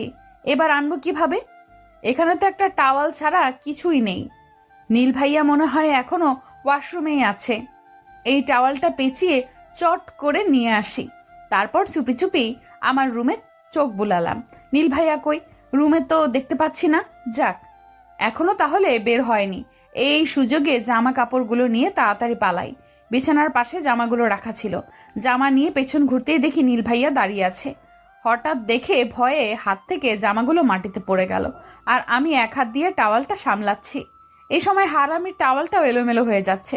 এইদিকে নীল ভাইয়া এক পা করে আমার দিকে এগিয়ে আসতে লাগলো, আর ভয়ে আমার শরীর হিম হতে লাগলো। উনি এক পা এগোচ্ছেন আর আমি এক পা করে পিছিয়ে যাচ্ছি। এক সময় পেছুতে পেছুতে দেওয়ালের সাথে ধাক্কা খেলাম। নীল ভাইয়া একইভাবে এগোচ্ছে তো এগোচ্ছে। আচ্ছা, উনি এইভাবে আমার দিকে এগোচ্ছে কেন? ইচ্ছে করছে বিলাইটার লম্বা লম্বা চুলগুলো ছিঁড়ে ফেলি। এক পর্যায়ে উনি এতটাই আমার কাছে আসলেন যে ওনার নিঃশ্বাস আমার মুখে এসে পড়ছে। ভয়ে আর লজ্জায় আমি চোখ বন্ধ করলাম। উনি হাত দিয়ে আমার সামনের চুলগুলো সরিয়ে দিয়ে নখ দিয়ে আমার ঠোঁটে হালকা স্পর্শ করলো। খুব জোরে চোখ বন্ধ করে আছি।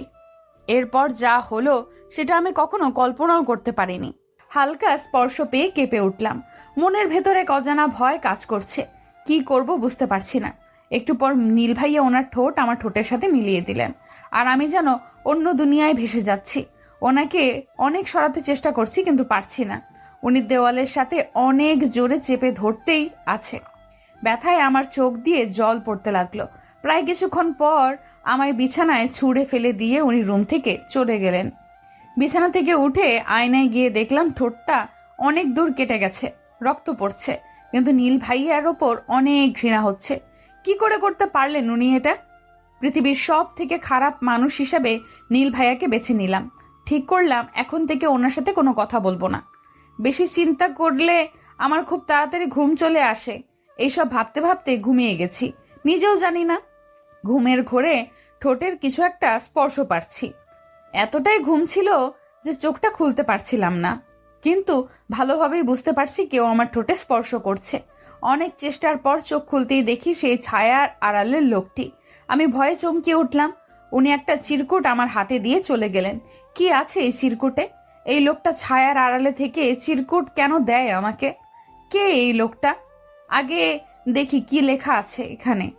চিরকুটটা পড়ার পর আমি ভীষণ ভয় পেয়ে গেলাম। কি করব বুঝতে পারছি না। সেখানে লেখা ছিল, কেউ তোমার দিকে তাকালেও মেনে নেয়নি, সেই জায়গায় তোমায় কেউ স্পর্শ করলো, এটা আমি কখনোই মেনে নিব না। নীলাকে তো এর শাস্তি পেতেই হবে, সেটা ওর জীবন দিয়ে হলেও দিতে হবে। আমার এখন কি করা উচিত? নীল ভাইকে কি ব্যাপারটা জানাবো? না, আজ উনি যে কাজটা করেছে তার জন্য ওকে কখনোই ক্ষমা করতে পারবো না।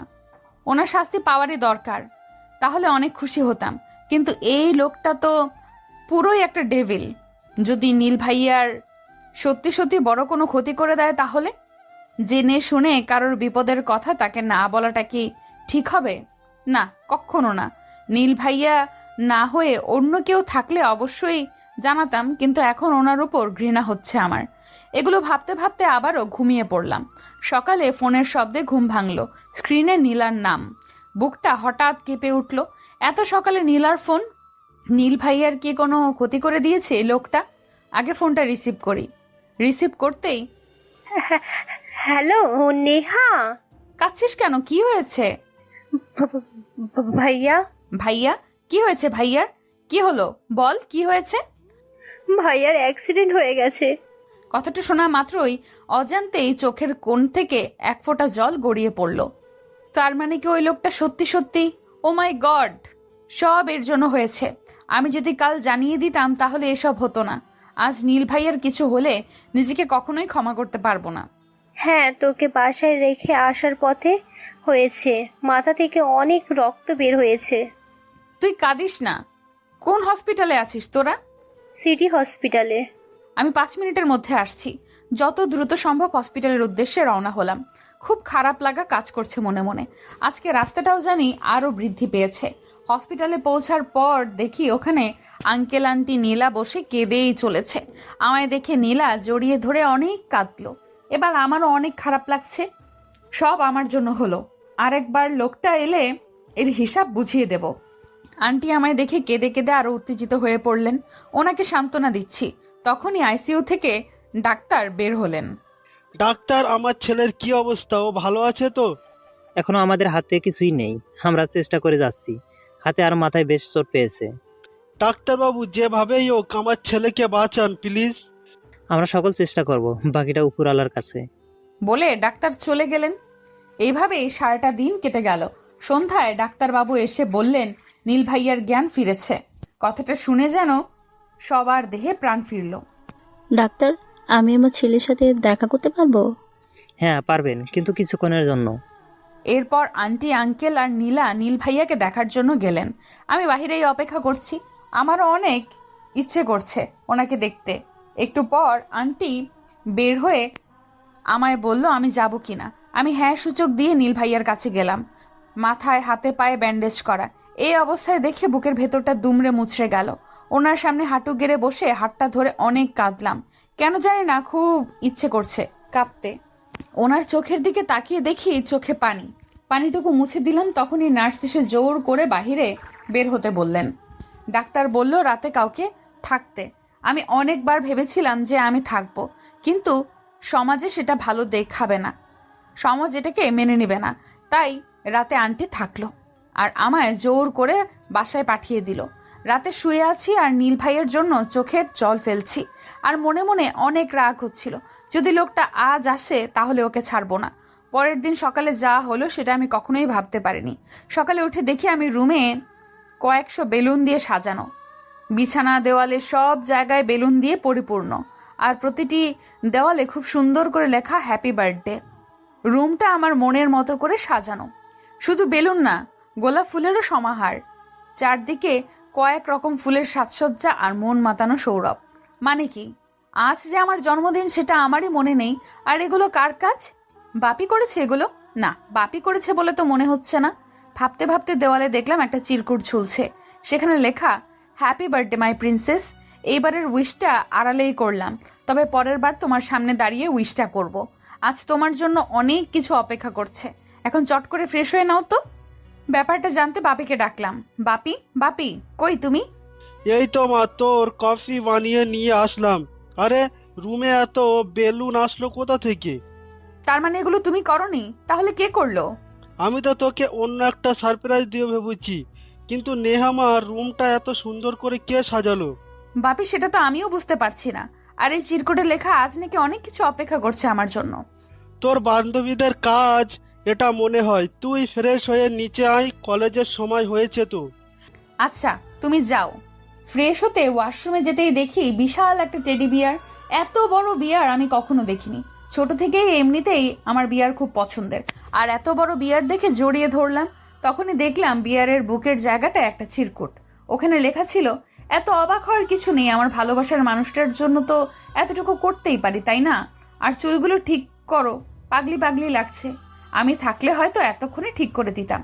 এখন ফ্রেশ হয়ে নাও। ওয়াশরুমের আয়নায় দেখলাম সত্যিই তো চুলগুলো এলোমেলো হয়ে আছে।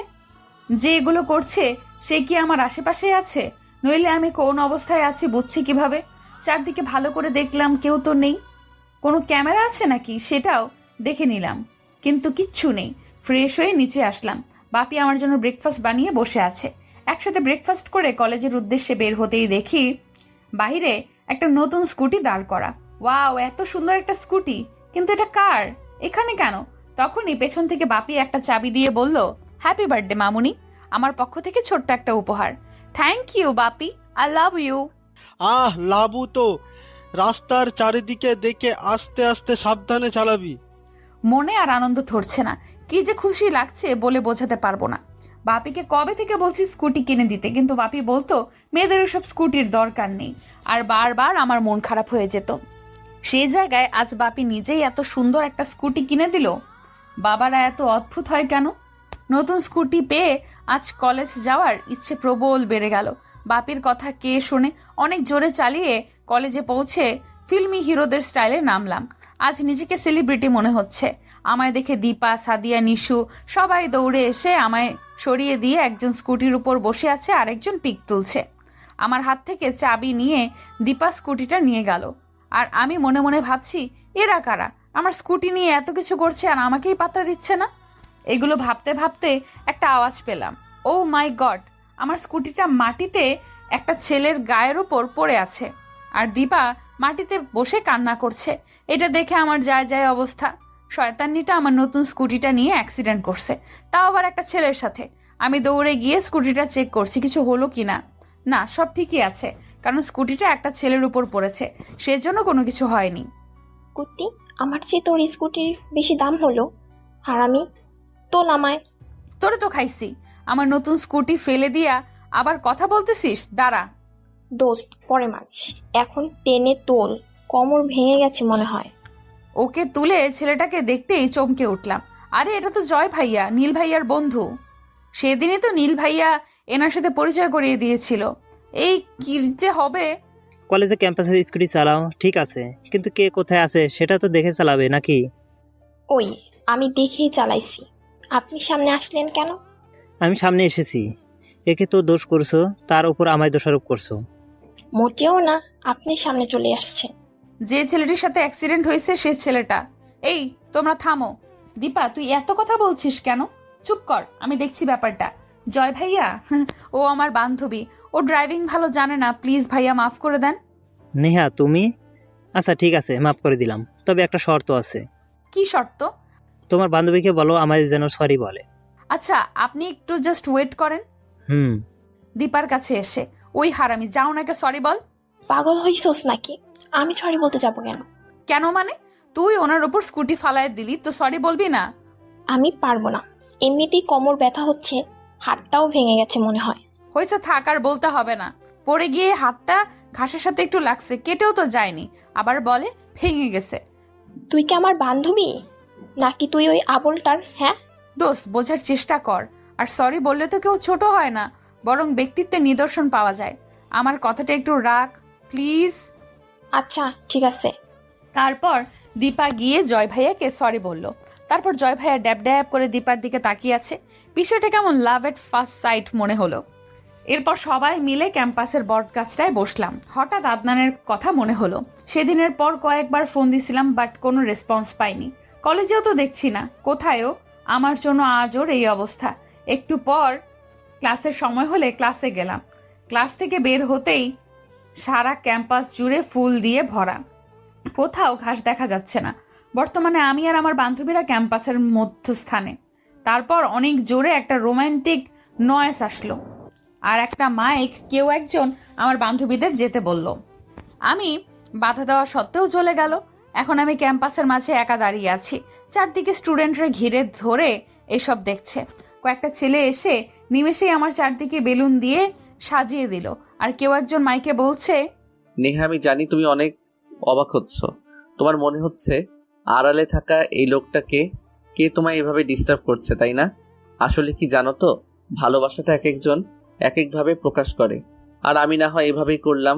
অনেক ভালোবাসি নেহা, অনেক অনেক অনেক ভালোবাসি। আমি সারা জীবন এইভাবেই ভালোবাসতে চাই। তুমি আমার ছিলে, আছো, থাকবে। এটা আমার দেওয়া জন্মদিনে তোমার কাছে শেষ সারপ্রাইজ। আর এদিকে লজ্জায় আমি মরে যাচ্ছি, তবে কিছুটা ভালোও লাগছে। কেউ আমায় নিয়ে এতটা ভাবে, আমায় এত ভালোবাসে, কিন্তু কে এসে আমার সামনে আসছে না কেন আর ভাবতে পারছি না। ক্যাম্পাসের সবাই আমার দিকে চেয়ে আছে। আমি আর এক মুহূর্তও না দাঁড়িয়ে বাসায় চলে আসলাম। কি হচ্ছে এইসব? আজ কলেজে এত বড় একটা ঘটনা ঘটবে কখনো ভাবতেই পারিনি। তখনই ফোনটা বেজে উঠল। স্ক্রিনে দেখলাম নীলা ফোন করছে। রিসিভ করতেই, হ্যাপি বার্থডে বাবু। থ্যাংকু। আচ্ছা রে, নীল ভাইয়া এখন কেমন? এখন ভালো আছে, আজকে সকালে রিলিজ করে নিয়ে এসেছি বাসায়। Thanks god. দোস্ত আমি বিকেলে তোদের বাসায় যাচ্ছি। আয়, মা তোর জন্য কেক বানাচ্ছে। তোকে আসার জন্যই ফোন করেছিলাম। আর আজ কলেজে একটা ঘটনা হয়েছে। কি? থাক, বাসায় গিয়ে বলবো নি। আচ্ছা। ফোন কেটে দিয়ে বিছানায় শুয়ে ফোন টিপছি, হঠাৎ একটা ভিডিও আসলো। ভিডিওটা দেখে চমকে উঠলাম। আজ কলেজে যা যা হলো সে সব কিছু ভিডিওতে ছিল। আজ কেন জানি না অন্যরকম অনুভূতি হচ্ছে, সেটা কেন তা জানি না। খুব টায়ার্ড ফিল করছি, তাই শুয়ে পড়লাম। বিকেলে নীলার ফোনে ঘুম ভাঙলো। তাড়াতাড়ি রেডি হয়ে ওদের বাসার উদ্দেশ্যে বের হলাম। আজ আকাশটা এত সুন্দর কেন? রাস্তার পাশের বড় গাছটায় অনেক পাখি এসেছে আজ। আর এই রোবোটিক জায়গায় তো কখনো পাখি ডাকে না। আজ অনেকগুলো পাখির কিচিরমিচির করছে। খুব সুন্দর একটা ওয়েদার, মনটা রিফ্রেশ হয়ে গেল। একটু পর নীলার বাসায় পৌঁছালাম। বাসায় ঢুকতেই সামনে দেখি নীলা, আন্টি, আঙ্কেল একটা কেক নিয়ে দাঁড়িয়ে আছে। সোফার দিকে চোখ যেতেই দেখলাম নীল ভাইয়া ফোন টিপছে, হাতে সামান্য ব্যান্ডেজ করা। যাক, নীল ভাইয়া তাহলে অনেকটা সুস্থ হয়েছে। Happy birthday sweet heart. Thanks uncle. এদিকে আয়, কেকটা কাট। তোর নীলা আর তোর আন্টি সেই ভোর থেকেই কেকটা বানাচ্ছে। রিয়েলি? আন্টি, এটা তুমি বানাইছো? সেসব পর হবে, নে কেকটা কাট। আচ্ছা। নীল তুই ভিডিও কর তো। মা, এসব ভিডিও করে রাখার কি আছে? কর না, স্মৃতি হয়ে থাকবে। ধুর, কেন যে বাইরে যেতে দিলে না, যত সব আলগা পিরিত। নীল, বেয়াদবির সীমা পেরিয়ে যেও না, ভুলে যেও না তুমি আমার সামনে দাঁড়িয়ে আছো। বাবা, চুপ। একদম ঠিক হয়েছে। যেমন ডেভিল লোক একটা, তেমনি ঠিকই আছে। ভিডিওটা করলে কি এমন হয় শুনি? সব সময় কি অ্যাটিটিউড নিয়ে থাকতে হবে নাকি? কিভাবে পারো এগুলো নিয়ে? ওনার লাইফে কি ইন্টারেস্টিং বলে কিছু নেই? এগুলো ভাবতে ভাবতে আন্টি কেক কাটতে বলল। কেক কেটে নীলার ঘরে গেলাম। সন্ধ্যার দিকে শুয়ে আছি, তখন গিটারের সুর শুনতে পেলাম। খুব সুন্দর করে কে যেন গিটারের সুর তুলছে। এক পা দু পা করে রুম থেকে বের হতেই আন্দাজ করলাম সুরটা ছাদের দিক থেকেই আসছে। আস্তে আস্তে ছাদে গেলাম। চারপাশে খুব ঠান্ডা আবহাওয়া। সূর্যটা কেমন জানি লুকোচুরি খেলছে। ছাদে লাগানো ফুলগুলোর সব সুগন্ধ মনে হয় ঢেলে দিচ্ছে। এইরকম পরিবেশে ছাদের এক কোণে বসে কে জানি গিটারে সুর তুলছে। দূর থেকে দেখেই বুঝতে পারলাম এটা নীল ভাইয়া। কাছে গিয়ে বসলাম আর সুরটা অনুভব করছি। নীল ভাইয়া চোখ বন্ধ করে এক মনে আকাশের পানে চেয়ে আছে, আর আমিও হারিয়ে যাচ্ছি সেই সুরে। কিছুক্ষণ পর কারো তুড়ির শব্দে সে ঘোরটা কেটে গেল। এই সময় এখানে কি করছো? রুমে শুয়েছিলাম, গিটারের সুরে আর শুয়ে থাকতে পারলাম না, তাই চলে এলাম। ও ভাইয়া, আপনি অনেক সুন্দর করে সুর তোলেন। আচ্ছা, সেদিন রাতে কি আপনি গিটার বাজিয়েছিলেন? হয়তো। ভাইয়া, আমিও আপনার কাছে শিখবো, আমায় শেখাবেন? শিখবো নি। ভাইয়া, একটা কথা বলতাম। ছায়ার আড়ালের লোকটার কথা বলবো ভাবছি। বলো। আচ্ছা, আপনার অ্যাক্সিডেন্টটা কিভাবে হয়েছিল? হঠাৎ এটা জানার ইচ্ছা হলো কেন? না, এমনি বলেন না। বাইক নিয়ে আসছিলাম, হঠাৎ একটা প্রাইভেট কার এসে ধাক্কা দিয়েছিল। তারপর? তারপর আমি বাইক থেকে ছিটকে রোডে পড়ে যাই। মাথায় একটু আঘাত পেয়েছিলাম, তারপর কিছু মনে নেই। কারের ভেতরে কে ছিল সেটা দেখেছিলেন কি? না, রাতের অন্ধকারে দেখতে পারিনি। কিন্তু এত কিছু তুমি জানতে চাইছো কেন? আসলে ভাইয়া, আমার সাথে কিছু অদ্ভুত। কি হলো, থাকলে কেন? কি? না, কিছু না, এড়িয়ে গেলাম। কারণ নীল ভাইয়াকে এটা বলা ঠিক হবে কিনা সংকোচ বোধ হচ্ছে, তাই এড়িয়ে গেলাম। ও, এমন সময় নিজে থেকে কে যেন ডাকছে, মনে হয় নীলা। তাই নিচে এলাম। আন্টির সাথে রান্নায় সাহায্য করে রাতে ডিনার করলাম। তারপর আন্টিকে বললাম বাসায় যাব, কিন্তু কিছুতেই যেতে দিল না। বলল কাল সকালে নীল ভাইয়া পৌঁছেছে দিবে। তাই বাপিকে ফোন করে বলে দিলাম যে কাল সকালে যাব। রাত 12টার দিকে আমার পেটে কারোর স্পর্শ পাচ্ছি। কেউ মনে হয় পেটে হাত বুলাচ্ছে, আবার ঠোঁটেও স্পর্শ পাচ্ছি। চোখ খুলতেই কাউকে সামনে দেখতে পেলাম না। তাহলে এটা কি আমার মনের ভুল ছিল? সেটাই হবে হয়তো। আবারও কারো হিম শীতল স্পর্শ পাচ্ছি। এবার স্পষ্ট অনুভব করতে পারছি কেউ আমার ঠোঁটে হালকা কিস করছে। সারা শরীর কেঁপে উঠল। লাফ দিয়ে বিছানা থেকে উঠতেই দেখি সামনে কেউ নেই। কিন্তু এটা কিভাবে সম্ভব? আমি স্পষ্ট অনুভব করলাম যে কেউ আমায় কিস করলো। এরকম কেন হচ্ছে আমার সাথে? এটা কি নীল ভাইয়া? নীল ভাইয়া কি আমার সাথে এরকম করছে? কেন জানি না, আমার এটাই মনে হচ্ছে যে এটা নীল ভাইয়া। উনি তো জানালা খোলা রেখে ঘুমান। ওনার রুমে গিয়ে একবার দেখে আসি, তাহলেই বুঝতে পারবো এটা নীল ভাইয়া নাকি অন্য কেউ। চুপি চুপি ওনার রুমের জানালায় গিয়ে দেখি উনি হাত পা ছড়িয়ে ঘুমাচ্ছেন। এটা কি করে সম্ভব? নীল ভাইয়া তো ঘুমাচ্ছেন তাহলে আমার সাথে? না, সহ্য করতে পারছি না। কে এই লোক? আমার সামনে কেন আসছে না? আড়ালে থেকে কেন এসব করছে? এগুলো ভাবতে ভাবতে চোখ দিয়ে পানি গড়িয়ে পড়ল। পিছনে ঘুরতে সেই লেভেলের একটা ঝটকা খেলাম। বুকটা ধুক ধুক করছে। কখন যেন ফেটে যায় এরকম অবস্থা। কি রে নেহা, তুই এখানে? উফ, তুইও না, আমি তো ভয় পেয়ে গেছিলাম। তা না হয় বুঝলাম, কিন্তু এত রাতে এখানে কি করছিস? কি যে বলি এখন, থুর হারামি, এত প্রশ্ন করতেছস কেন? ওই কি হলো? হ্যাঁ, মনে পড়েছে। আসলে ঘুম আসছিল না, তাই হাঁটাহাঁটি করছিলাম। ঘুম ধরছে না? অসুস্থ হয়েছিস নাকি দেখি তো? আরে না, এমনি আসতেছে না। তুই এখানে কেন? ঘরে পানি শেষ, তাই পানি নিতে এসেছিলাম। ও, পানি নিশোস? নিয়েছি। আমি গেলাম রে, খুব ঘুম পাচ্ছে, তুইও ঘুমিয়ে পড়। তুই যা। উফ, বেঁচে গেছি। কিছু মনে করেনি, কিন্তু একটা প্রশ্ন থেকেই গেল, কে এই লোকটা? থুর, ভাল লাগে না এখানে। আবার দাঁড়িয়ে থাকতেও ভয় করছে। আবেগের ঘোরে তো চলে আসলাম, কিন্তু এখন খুব ভয় করছে। যদি ভূতে ধরে তখন? ও মাগো নেহা, তুই তো শেষ। তাড়াতাড়ি পালা এখান থেকে। যেমন ভাবা তেমনি কাজ। এক দৌড়ে রুমে চলে আসলাম। এবার ভালো করে দরজা জানলা সব কিছু ভালো করে বন্ধ করে দিছি। এইবার দেখি কে আমায় কিস কইরা যায়। লুচ্চার বাচ্চাটারে সামনে পাইলে উগান্ডার হাতির পায়ের নিচে ফেলে পেটে একটা ইঁদুর ছেড়ে দিতাম। ঘড়িটা আবার কোথায় গেল? ও গড, রাত 2টা বেজে গেছে। ঘুমিয়ে পড়ি।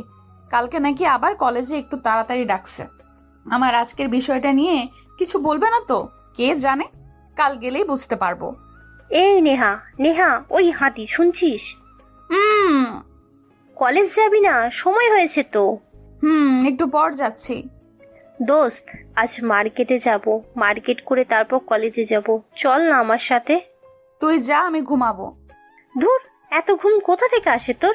কানের কাছে বকবক না করে যা, আমায় ঘুমাতে দে। ঘুমা তুই, আমি গেলাম। কিছুক্ষণ পর আবারও কে জানি ডাকছে। নেহামা উঠে পড়ো, কলেজে যাবি না? আন্টি, যাবো। কয়টা বাজে? 9:45 বেজে গেছে। বলো কি? ইস রে, আগে ডাকবে তো। আজ একটু তাড়াতাড়ি ডেকেছে কলেজে। বিছানা থেকে লাফ দিয়ে উঠে। কখন থেকে ডাকছি, তোর কোনো সাড়া নেই। ফ্রেশ হয়ে নিয়ে যায়, আমি খাবার রেডি করছি। বলে আন্টি চলে গেল। এতক্ষণে আমি ফ্রেশ হয়ে নিলাম। নিচে যেতেই আন্টি খাওয়ার জন্য জেদ করলো, কিন্তু সময় নেই বলে তাড়াতাড়ি রওনা হলাম। রাস্তায় একটা রিক্সাও নেই, পায়ে হেঁটে হেঁটে যাচ্ছি। আজকে এত রোদ কেন? রোদে তো পুরে পেতনি হয়ে যাচ্ছি। এমন সময় হঠাৎ নীল ভাইয়ার আবির্ভাব। কলেজ যাচ্ছ? কলেজ না গেলে এ সময় কোথায় যাব? দেখতেই তো পাচ্ছেন, ব্যাগ নিয়ে যাচ্ছি। আজকালকার মেয়েদের ব্যাগে তো বই থাকে না, যা থাকে তো মেকআপ আর বাকিটা। আমায় কি সেরকম মেয়ে মনে হয়? তেমনটা না, তবে তবে কি? দেখুন, এমনিতেই আজকে অনেক রোদ। রোদ সোজা আমার মাথায় পড়ছে, আর মাথা গরম হয়ে আছে। তাই আমায় রাগাবেন না। রাগালে কি হবে? আপনার পেটে একটা ঘুষি মেরে দিব। কি হলো? তোমার কথা শুনে হাসি পাচ্ছে। এসো, আমি তোমার কলেজের দিকে যাচ্ছি। নামিয়ে দিবনি? থাক, লাগবে না। রোদে পেতনি হয়ে যাচ্ছ তাই বললাম, বাকিটা তোমার ইচ্ছে। আমি হেঁটেই যেতে পারবো। আর আমায় পেতনি বলার আগে নিজের চেহারাটা আয়নায় দেখেন, পুরাই হনুমান একটা। ঠিক আছে, হেঁটেই যাও, আমি গেলাম। ভাইয়া দাঁড়ান। কি হলো? আপনি এত করে যখন বলছেন তখন যাওয়া যেতেই পারে, নইলে আবার আপনার মন খারাপ হবে। ওই স্যার, পাকামি করতে হবে না, তাড়াতাড়ি ওঠো, লেট হচ্ছে। ধরে বসো। সেদিনের মতো করে ধরবো? সবাই যেভাবে ধরে সেভাবে ধরো। আচ্ছা। তারপর নীল ভাইয়া বাইক স্টার্ট দিলেন। একটু পর কলেজে পৌঁছালাম। মাইকে অ্যানাউন্সমেন্ট হচ্ছে যে কাল নবীনবরণ উৎসব হবে, সেখানে নাচ গানেরও ব্যবস্থা থাকবে। এটা শুনে আমার আর তর সইছে না। উফ, কি যে আনন্দ হবে কাল, ভাবতেই ভেতরটা আকুপাকু করছে। ওই তো হারামিরা ওখানে। তারপর ওদের সাথে কিছুক্ষণ আড্ডা দিচ্ছি, এমন সময় দেখি আদনান। ওকে একটু অন্যরকম লাগছে। ওকে দেখে আমার একদিকের কৌতূহল কমলেও অন্যদিকের কৌতূহল জেগে উঠল। আর সেটা হলো সেদিনের ঘটনাটা। দৌড়ে ওর কাছে গেলাম। আদনান, কোথায় ছিলে এতদিন? কতবার ফোন দিয়েছিলাম, কিন্তু তোমার ফোন বন্ধ ছিল। কোথায় ছিলে? কলেজে আসোনি কেন? কাল হসপিটাল থেকে ছাড়া পেয়েছি, কয়েকদিন হসপিটালের বেডে ছিলাম। মানে? মানটা তো সিম্পল, সেদিনের ছোট একটা কারণে ছেলেগুলো আমায় অনেক মেরেছিল। এক পর্যায়ে আমি জ্ঞান হারিয়ে ফেলি। আমার নাকি 2 দিন পর জ্ঞান ফিরেছিল। আদনান, আমিও বুঝতে পারছি না ছেলেগুলো কে। না বোঝার কি আছে, ছেলেগুলো কেউ একজন বলেছে আমায় মারতে, তাই মেরেছে। কিন্তু কে বলবে? হয়তো তোমায় কেউ ভালোবাসে সেই জন্যই বলেছে। আমাদের ঘুরতে যাওয়াটা তার ভালো লাগেনি সেই জন্যই। আদনান প্লিজ থামো। আমি বুঝতে পারছি আমার জন্য আজ তোমার এই অবস্থা। প্লিজ আমায় মাফ করে দাও। কি করছো তুমি? না আমার বেস্ট ফ্রেন্ড, বর বেস্ট ফ্রেন্ড হয়ে কখনো মাপ চায়? পাগলি একটা। আমার অনেক খারাপ লাগছিল তোমার জন্য। বাদ দাও সব কথা। কালকে তোমার প্ল্যানিংটা কি? কিসের প্ল্যানিং? না মানে কাল তো সবাই কিছু না কিছু করবে, যেমন নাচ গান আবৃত্তি ছড়া। তে তোমার কি? আমি এগুলো পারি না। পারি না বললে হলো নাকি? চলো আমরা ডুয়েট পারফরমেন্স করব। না, আমায় ছেড়ে দাও। আমি স্টেজে উঠলে ওখানেই শহীদ হয়ে যাব। এর থেকে ভালো তুমি অন্য কাউকে নিয়ে করো। না থাক, তাহলে আমিও করব না। না করো। আমার জন্য তুমি মিস করবা কেন? সমস্যা নাই, চলো ক্লাসের সময় হয়েছে। 2টা ক্লাস করে আন্টিকে ফোন করে বললাম আমি আমাদের বাসায় যাচ্ছি। তারপর আদনান আমায় বাসায় পৌঁছে দিয়েছিল। ওকে বললাম বাসায় আসতে, কিন্তু আসলো না। বলল অন্য একদিন আসবে। তারপর বাসায় গিয়ে চেঞ্জ করে শুয়ে শুয়ে গান শুনছি আর ফেসবুক স্ক্রল করছি। তখনই জয় ভাইয়া মেসেজ দিলেন। নিহা, কেমন আছো? জি ভাইয়া, ভালো আছি। আপনি? ভালো। তোমার কাছে একটা জিনিস চাওয়ার জন্য মেসেজ দিলাম। ভাইয়া আমায় নিজের বোন মনে করে বলতে পারেন। সেজন্যই তো তোমার মেসেজ দিলাম। এবার বলেন কিভাবে হেল্প করতে পারি। না মানে কি করে যে বলি। ভাইয়া আর লজ্জা পায়েন না তো, বলে ফেলেন। মানে দীপার নাম্বারটা দেওয়া যায় একটু? ও এই কথা, তার জন্য এত সংকোচ করছেন? না মানে তোমার কাছে নেওয়াটা। ভাইয়া কোনো সমস্যা নেই, এই যে নিন 0179999****। আচ্ছা, ভালো থেকো। ভাইয়া আপনিও। এইদিকে হাসতে হাসতে আমার পেট ব্যথা হয়ে গেছে। জয় ভাইয়া তার মানে দীপার প্রেমে পড়ে গেছে। ব্যাপারটা ভালোই হলো। দীপার জন্য জয় ভাইয়া একদম পারফেক্ট। বাসায় বসে থাকতে আর ভালো লাগছে না, তাই ভাবলাম বিকেলে হাঁটবো। বাহিরে বের হতেই দেখি কয়েকটা কুকুর ঘোরাঘুরি করছে। এই রে, হাঁটা হয়ে গেল এবার। কুকুরগুলোর কি এখনই এখানে থাকা লাগে? এইগুলোরে তারাই কিভাবে? লাঠি দিয়ে গেলে যদি আবার কামড়ে দেয় তাহলে তো না, থাক, পরে বের হব। কুকুরের ভয় আর বের হলাম না। সন্ধ্যা পেরিয়ে রাত হয়ে আসছে আর আমার ভয় আরো বেড়ে যাচ্ছে। কারণটা সেই আড়ালে থাকা লোকটি। কিছুক্ষণ টম এন্ড জেরি দেখে বাপের সাথে ডিনার করে কিছুক্ষণ গল্প করে রুমে আসলাম। ওয়াশরুমে গিয়ে ফ্রেশ হয়ে নিলাম। এখন কানে হেডফোন দিয়ে গান শুনছি, এমন সময় নীলা ফোন করে হোয়াটসঅ্যাপে আসতে বলল। ওখানে নাকি গ্রুপ কল করে কালকে কোন ড্রেস পরবে সেটা নিয়ে আলোচনা করবে। সাজতে আমার বেশি একটা ভালো লাগে না, আমি হালকা সাজ পছন্দ করি। কি আর করার, গ্রুপ কলে আসলাম। কে কোন ড্রেস পরবে সেটা নিয়ে আলোচনা করছে। আমি চুপ করে শুধু দেখছি।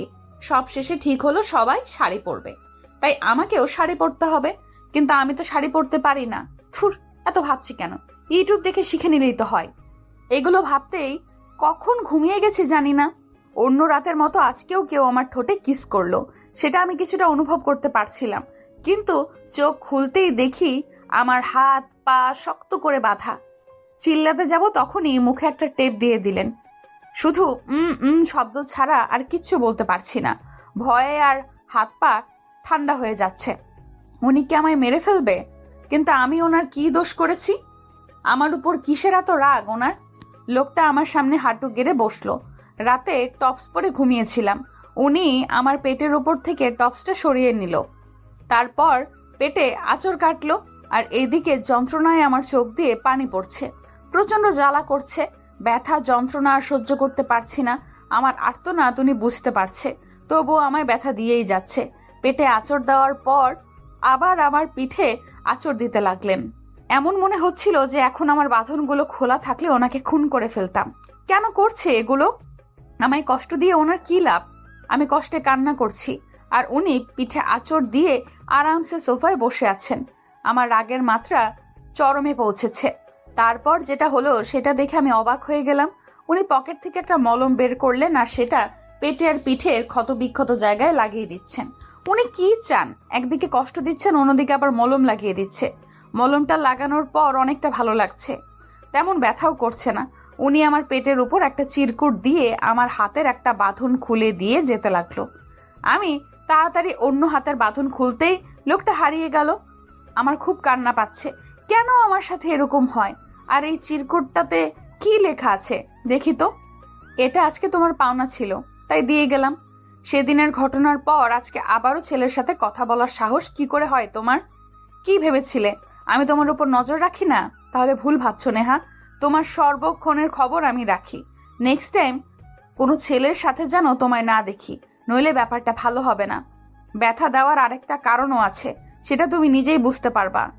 এখন এত কিছু না ভেবে ঘুমিয়ে পড়বা, ঠিক আছে? Good night. এই লোকটা কি ভাবে নিজেকে? আমি কার সাথে মিশবো সেটা উনি ঠিক করার কে?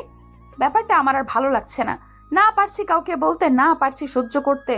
কান্না করতে করতে ওয়াশরুমে গিয়ে আয়নায় দেখি ওই জায়গাগুলো লাল হয়ে আছে, কেটে গেছে একটু করে।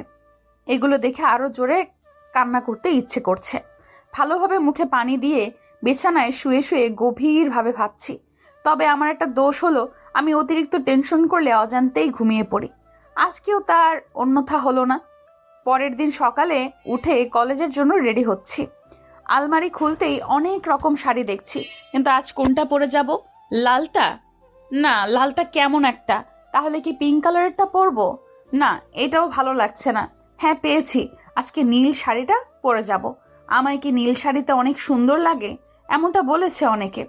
অনেকক্ষণ সময় ব্যয় করে শাড়িটা পরলাম, কারণ শাড়ি পরাটা আমার কাছে অনেক কঠিন লাগে। ইউটিউব দেখে যতটা শিখে নিয়েছি এতেই শাড়িটা পরলাম।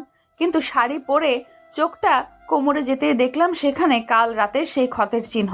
ও, এখন বুঝতে পারলাম। পেটে ক্ষতের কারণটা হলো শাড়ি পরলে যেন পেট দেখা না যায় সেজন্য। খচ্চর লোকটার জন্য নিজের ইচ্ছা মতো শাড়িটাও পরতে পারলাম না। তোর ভালো লাগে না। তারপর কলেজে পৌঁছালাম। সবাই অনেক সেজে এসেছে, কেউ পেক তুলছে, আবার কেউ টিকটক করছে।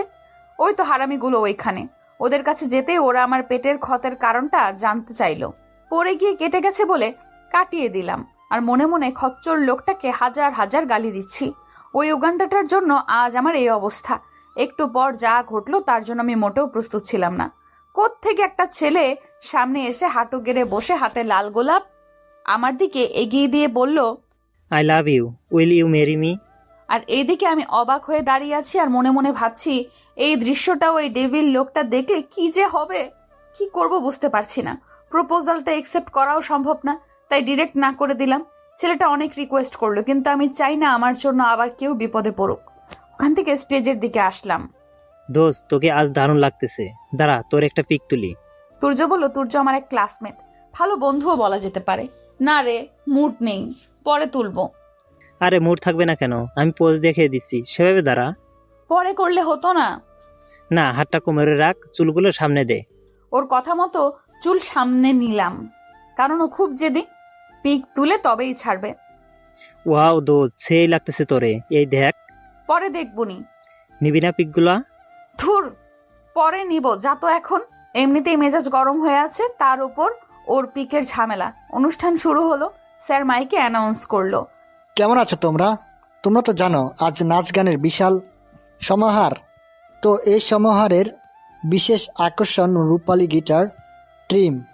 রূপালী গিটার টিমের জন্য একটা হাততালি হয়ে যাক। আমরা হাততালি দিচ্ছি। রূপালী গিটার টিমের সকল মেম্বাররা স্টেজে আসলো আর গানের সুর তুলছে। কিছুক্ষণ পর যেটা দেখলাম সেটা দেখে অনেকটাই অবাক হয়ে গেলাম। হাতে গিটার নিয়ে নীল ভাইয়া স্টেজের দিকে আসছে। আমি কি এটা ঠিক দেখছি? নীল ভাইয়া আজ পারফরমেন্স করবে? আমি তো বিশ্বাসই করতে পারছি না এই ডেভিল লোকটা পারফরমেন্সও করতে পারে। উনি স্টেজের সামনে আসতেই বড় আপুরা পিক তুলতে ব্যস্ত হতে লাগলো। কলেজের প্রায় সব আপুরাই নীল ভাইয়ের সাথে সেলফি তুললো। কেউ কেউ আবার লেটার দিচ্ছে। ওনাকে ঘিরে চলছে হাজারো ঘটনা। কেউ সেলফি তুলতে ব্যস্ত, কেউ লেটার দিতে ব্যস্ত, তো কেউ মেকআপ করতে। চেয়ারে বসে সিনিয়র জুনিয়র বেশিরভাগ সবাই মেকআপ করতে লাগলো।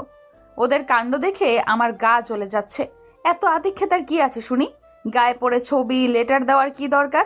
উনি এতটা সেলিব্রিটি। তা সে সেলিব্রিটি হন আর যেই হন, তাতে আমার কি?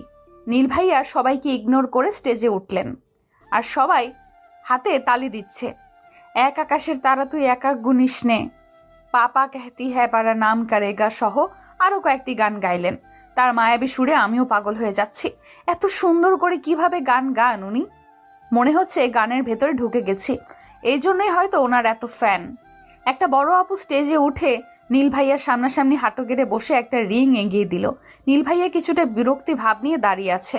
ওনাকে দেখে বুঝতে পারছি ভেতরে ভেতরে অনেক রেগে গেছেন। এরপর আপুটা নীল ভাইয়াকে রিংটা পরিয়ে দিলেন। সাথে সাথেই কলেজের বাকি আপুদের গা জ্বলে যাচ্ছে। সবাই আপুটাকে গালি দিয়ে যাচ্ছে। এদিকে আমি হা করে এসব কাণ্ড দেখতেছি। কি হচ্ছে এসব? নীল ভাইয়া যে প্রকৃতির ছেলে, কখন জানি আপুটার চড় দিয়ে বসেন, কিন্তু না, সেরকম কিচ্ছু হলো না। তারপর নীল ভাইয়া স্টেজ থেকে হনহন করে চলে গেলেন। দোস্ত, এরকম করছিস কেন? মাথা ঠান্ডা কর। কেন করছি বুঝতে পারছিস না? ওই মেয়েটার সাহস হয় কি করে আমার সামনে দাঁড়িয়ে রিং পরিয়ে দেওয়ার? মেয়েটা কি জানে না এই নীলকে? এটা কোনো কারণবশত হয়ে গেছে দোস্ত। মেয়েটা এদিকে আসতেছে, প্লিজ কোনো সিন ক্রিয়েট করিস না। হাই, তুমি এভাবে চলে আসলে কেন? Shut up. এরকম একটা কাজ করার রাইট তোমায় কে দিয়েছে? কে দিয়েছে মানে? আমার মনের মানুষকে আমি রিং পরিয়ে দিয়েছি। এখানে কিসের রাইট? নীল, আমি তোমায় অনেক ভালোবাসি। I love you. সারা শরীর রাগে গজগজ করছে। আমিও জানি তুমিও আমায় ভালোবাসো, সেজন্য রিংটা পরেছ। চলো কোথাও ঘুরে আসি, আমাদের আজকের দিনটা আরো স্পেশাল করি। কিছু কথা বলবো, ভালো করে শুনে নাও। বলো।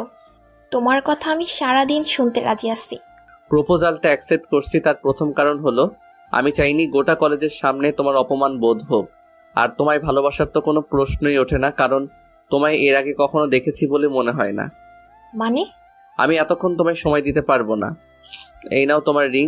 আর হ্যাঁ, না জেনে শুনে কখনো নিজেকে এভাবে অর্পণ করে দিবে না, মাইন্ড ইট। তুমি চেনো আমি কে? এই শহরের নাম করা বিজনেসম্যানের মেয়ে আমি। আমি যদি চাই। দাঁড়াও, ডোন্ট ক্রস ইউর লিমিট, ওকে? আর তুমিও হয়তো জানো না এই নীলকে। সো তোমার অপমানিত হওয়া থেকে রক্ষা করতে রিংটা অ্যাকসেপ্ট করেছিলাম। যা হয়েছে ভুলে যাও, চলি। ওখান থেকে চলে আসলাম। মেজাজটা প্রচন্ড বিগড়ে আছে। সব প্ল্যানিং নষ্ট হয়ে গেল। কিচ্ছু ভালো লাগতেছে না, তাই বাসায় চলে আসলাম। ওইদিকে নীল ভাইয়া কি সত্যি ওই আপুটার প্রপোজাল অ্যাকসেপ্ট করলো? কিন্তু আমি যতটা চিনি এটা কখনো সম্ভব না। কিন্তু অ্যাকসেপ্ট যদি নাই করে, তাহলে এখানে রিং পরাতে বাধা দিল না কেন? হয়তো নীল ভাইয়া ওই আপুকে আগে থেকেই পছন্দ করে। কিন্তু আমার এমন হচ্ছে কেন? বুকটা কেমন চিনচিন করছে। মনে হচ্ছে কিছু হারিয়ে ফেলার ভয় আমায় তাড়া করছে। আচ্ছা, আমি কি নীল ভাইয়ার উপর দুর্বল হয়ে পড়ছি? না না, এইসব আমি কি ভাবছি? থুর, কিচ্ছু ভালো লাগছে না।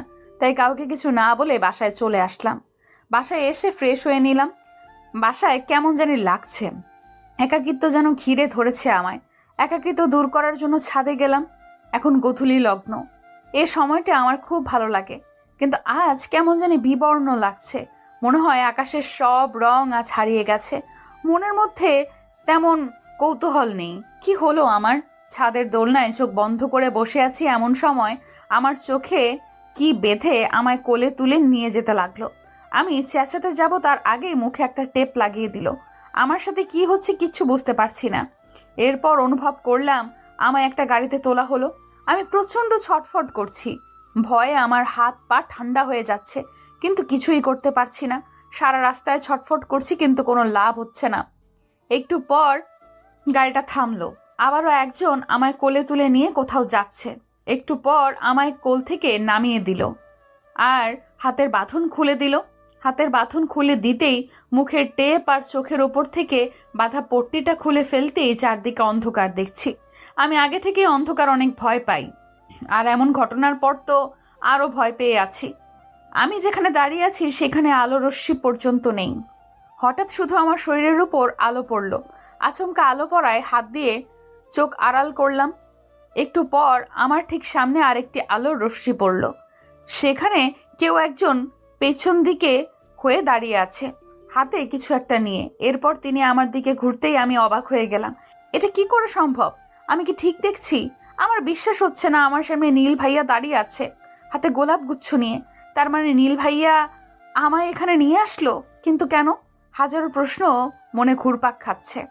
হঠাৎ ওপর থেকে নানা রঙের বেলুন পড়তে লাগলো, আর নীল ভাইয়া আমার দিকে এক পা করে এগোচ্ছে। আমার বুক ধুকধুক করছে। কি হতে চলেছে আমার সঙ্গে?